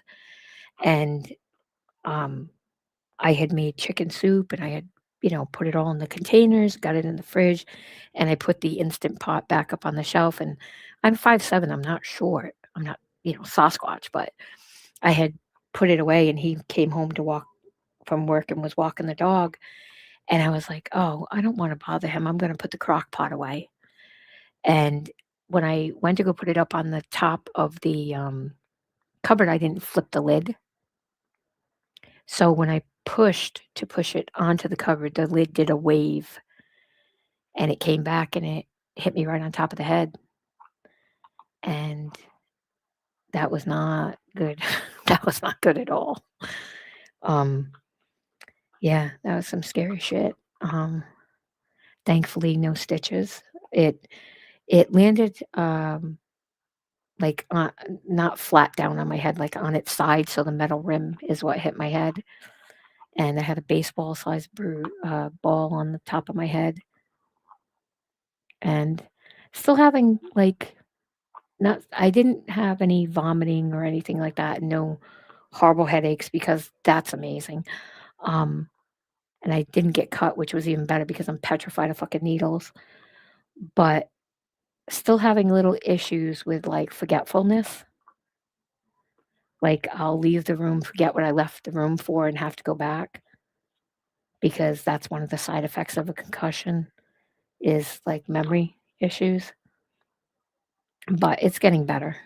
So I appreciate that. It was fucking scary, though. And because I'm the dumb, independent bitch I am, I insisted on driving to the hospital. So feel bad for the husband because he was the passenger because I was in such the throes of such a panic attack that I was like, "You're not driving me anywhere. I'm gonna drive myself." So, like a dumbass, I drove myself to the fucking hospital. Yeah, I didn't tell them that because that would have been bad. But, you know, I did learn some valuable lessons though. Don't reach above your head if you're not tall enough, number 1. 2, always flip the crock pot lid upside down. And 3, thank the lucky stars that it wasn't the Instapot that I put away 5 minutes before. That was yeah, that was not fun. That's what free days off from work get you. When they give you a holiday, watch out. When you get a free day of work, something's gonna happen. But I had the best nurse I could have. My granddaughter. She come over, she was so cute. She's like, "I don't wanna touch your head, Nana, because I know it hurts." She's like, "I'm gonna blow kisses to it." So I was getting kisses blown to my head through the phone all the time. And she'd come over and she'd rub my legs and she's like, "You just rest, Nana. I'll take care of you." So, you know, good things do come, but it could have been worse. Could have been a whole lot worse. Yeah, I did not do the smart thing by driving. That I don't recommend that in all seriousness, but I was in such a panic attack that I figured I was more of a danger as a passenger because I have grabbed the wheel while my husband was driving before because I was having a panic attack.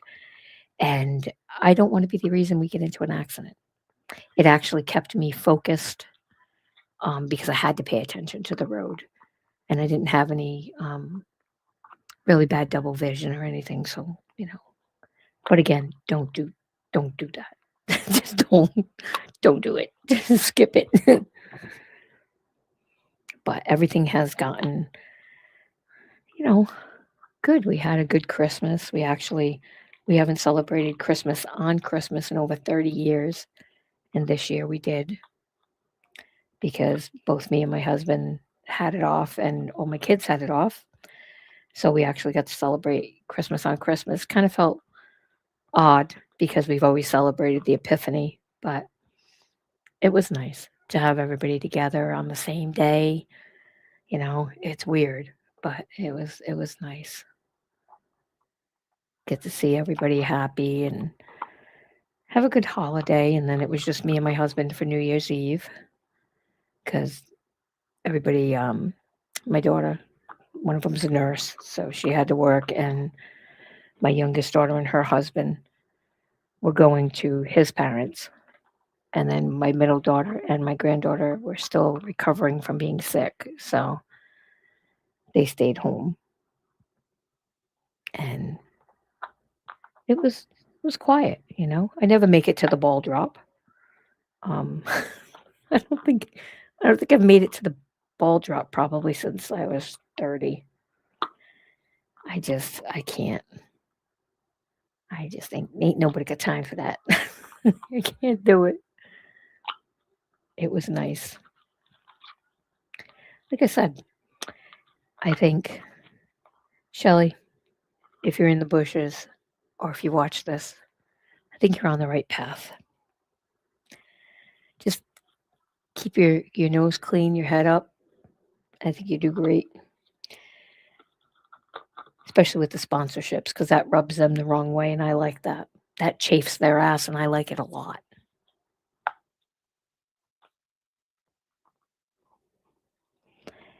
I think everybody should have a good year this year. Hopefully. I mean, it's not starting out the greatest with fucking crap with the economy and everything. People are struggling, and I don't like to see that, but hopefully that works out for some people, because some people is not the easiest, for sure. But anything you can do to bump yourself up, whether it's mental, emotional, financial, take it and run. Run with it. Don't look back.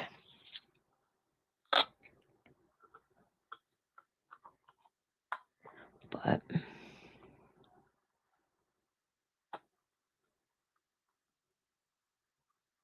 what's BGE? Is that your utilities?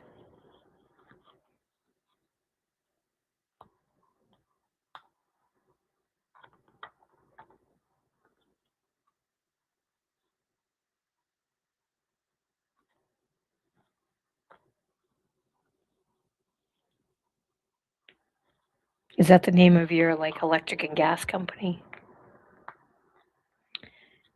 Damn. I would cry about that if I didn't pay $2,800 for my rent. Plus nothing included. But it's just me and my husband. So during the day he works outside the home now. He's not working nights anymore. He's working days now. And with the his shift starts earlier than mine. So he goes in at like 5, gets out earlier. But it's just me and the dog during the day. So she's in the office with me and it's just me and her. So she's in her bed with her blankie and I put the heat down to like 62. At night it's only on 68 because my fan and everything is still running in the room. If I could have the air conditioner in there, I would. I am not a heat person. That's a lot though. Well, depending on what kind of heat you have though, is it gas heat? My gas heat, and I don't ever use my heat. I have heat, not water, as gas, but mine, I think last month, the delivery charge was more than my actual bill. That pissed me off. Like, what do they call it? Transition charge or something like that. Like, my actual usage was like, I don't know, 130 or something like that, but the delivery was like 260. Like, what the fuck is that? Who's delivering it? Jesus? Jesus coming bringing the gas to my house now? And the electric, I mean, all day there's nothing running but everything, other than my computers in my office and the security cameras. There's nothing running. That's not like, something already plugged in, like the TV or whatever. But I have the, I think they call priority plugs or something like that. Simply Conserve. That's the name of it. Simply Conserve. It's like a breaker bar, and you put the things that you want to stay on all the time, like your computer or your TV. Like you want it to have a current running to it at all times. And then the other plugs are only when used. So 3 of my laptops are on only when used. So when I actually turn them on and power them up, that's when they'll come on. But the I forget what it's called. It's if you lose power. It's like a backup pack that I have in case we lose power so that my computers and my security cameras and all that shit will still go. It's under my desk.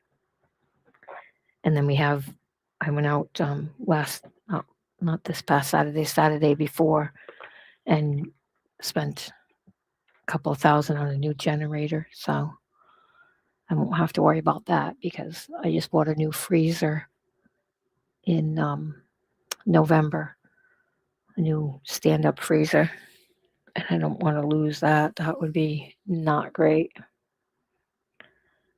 But it's been pretty quiet, other than the school events for the baby and all of that. And I'll tell you, there's nothing like that. She gets so excited. She doesn't even want to miss a day of school. I wish I had that enthusiasm when I was a kid, because that was sure as hell not me. Well, it wasn't until I hit like junior high. And then I was like, deuces. I can't be doing that. But I saw the Crazy Trains post earlier She's a train wreck. I don't know what's going on with her. I forgot all about that poop and pee thing. Now I can't unsee it. Now I'm gonna have nightmares about it.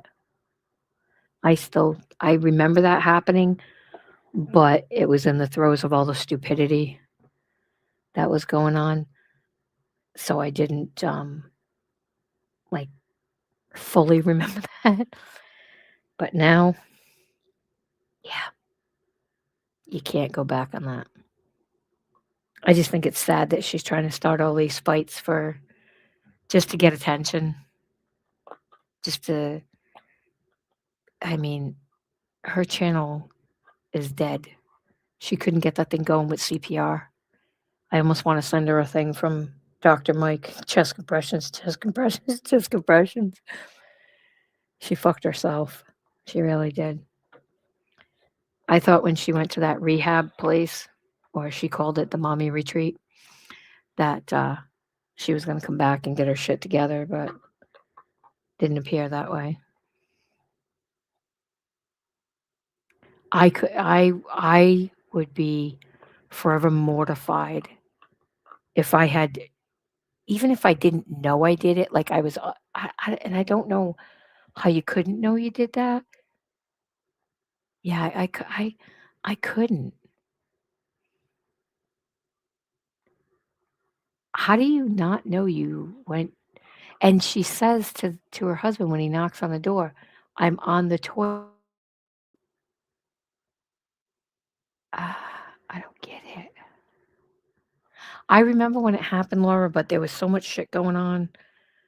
And I remember when, what's his face played it, and I don't know that it just didn't register with me. Like maybe I was having a dirt moment. Like I really did. I I don't I don't remember the whole thing of when she did it, but I remember when she did it because she had done a bunch of manic lives that week. One of them, she threatened to hurt herself. She was in the bathroom and she was crying and she was carrying on and she said, "This is it. I'm leaving. I'm going to end it right now." And I was like, "What the fuck?"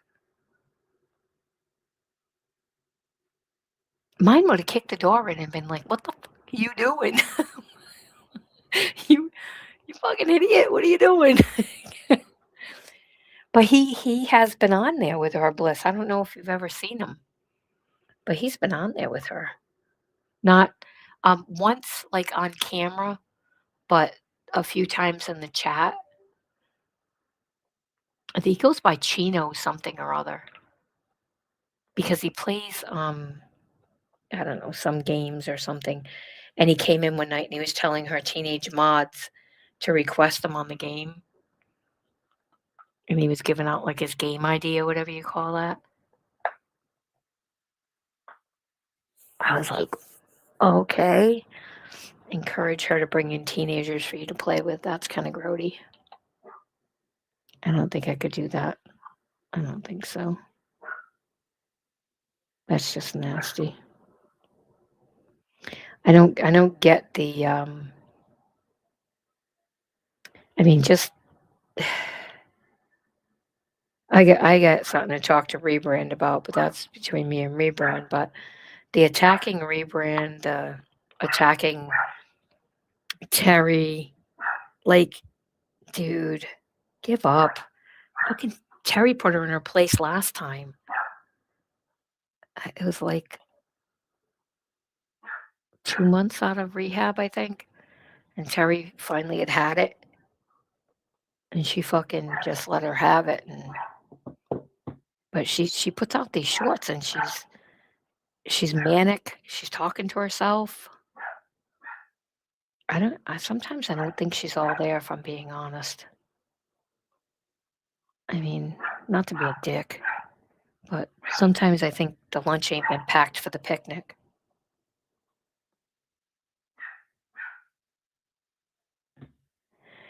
She keeps going back and forth with Dennis and ugh, it's gross.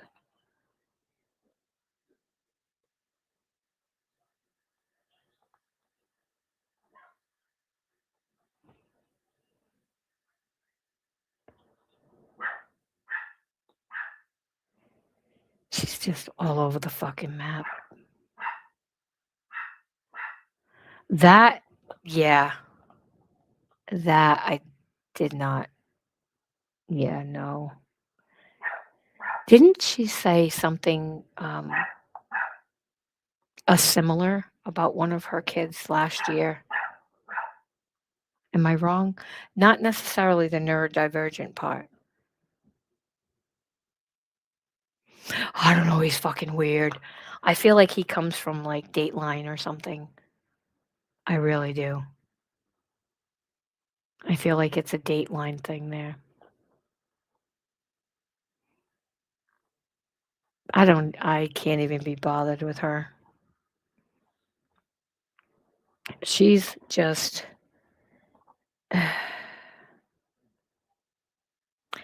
I remember, like, specifically the first night I went in her chat when Cassie asked me and Jugs to go over there. And I don't know, she was just, it was a whole different her then. Like, she was kind of funny, quirky. But I mean, if you ask Roddy, I was in maybe 4 lives total in her chats. Because I'm not into waiting for you to get your fucking shit together and stop smoking weed till 1 a.m. I have a life, I have a job.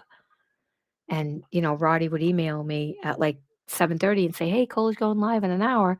At 10 o'clock, I'm like, "Hey, bro, I'm getting a little sleepy, kind of on the old side here." And she'd be like, I don't even know what she's doing. She's not answering me. Typical Coley.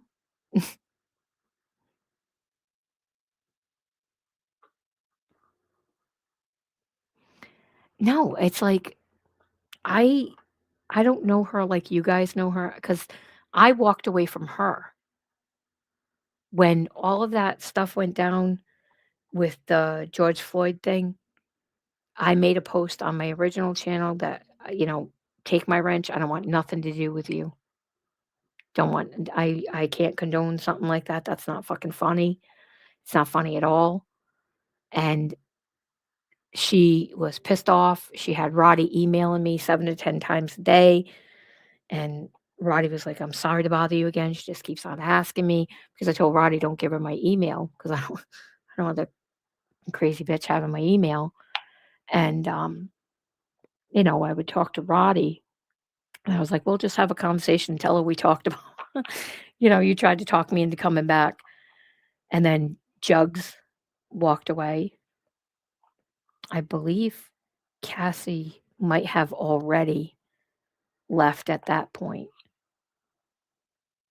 I'm pretty sure Cassie had already left at that point, because she snapped at Cassie for something.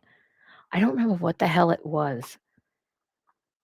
But she snapped at Cassie for something, and Cassie was like, "No, bitch, no."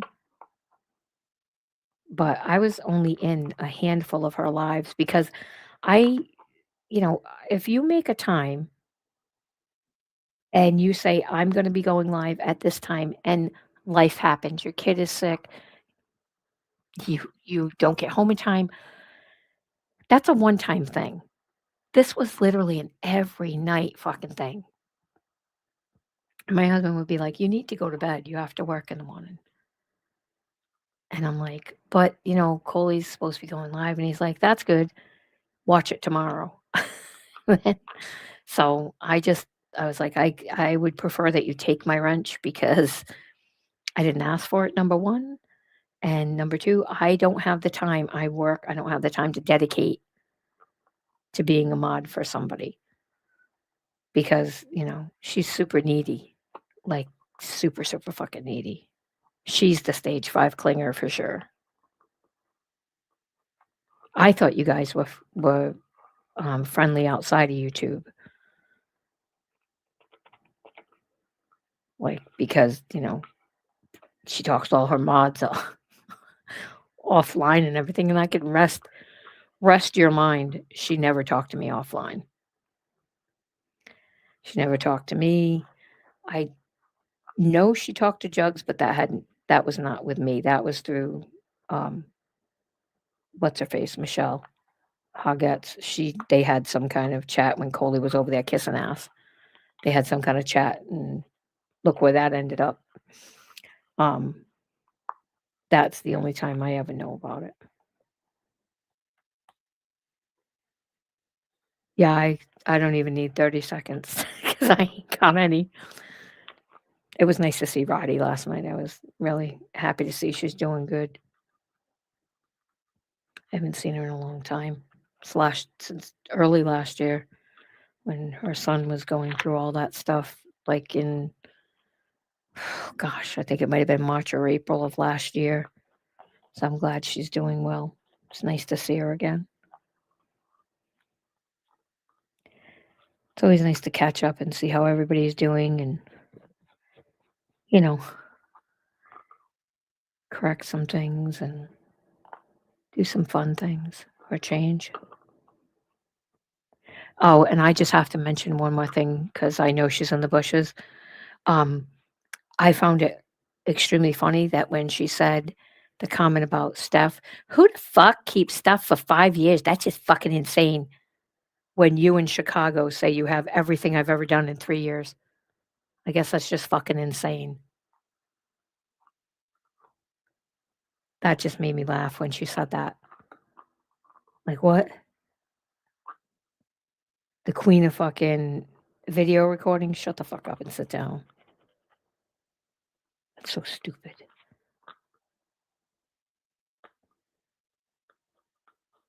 Dumbasses.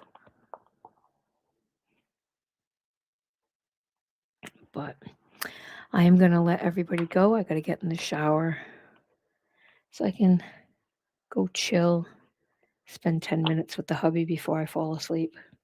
You know, old people problems. It was nice to have you all here. Even the people in the bushes, remember, hit like and subscribe, all the YouTubey things. I'd say love you, mean it, but I can't be that cringe. Shelly, I hope you take my review in the spirit it was intended, because it was not intended in a bad way. I think you're making some positive changes. I hope you stick on that path. Good luck with those sponsorships. I'll watch it again. I don't know if you get credit for it, but I'll watch it again, but I can't download it. It's addicting. Things like that are addicting. Thank you, Pixie. Thank you, Laura. Thank you, Bliss. It was great seeing you all again. Who knows? Sometime, week, 2 weeks, whenever I have time, I'll pop back in. Brooke, I will try to pop back in. I don't have a whole lot of free time now that I've been doing the more exposure therapy. And Terry, thanks for coming.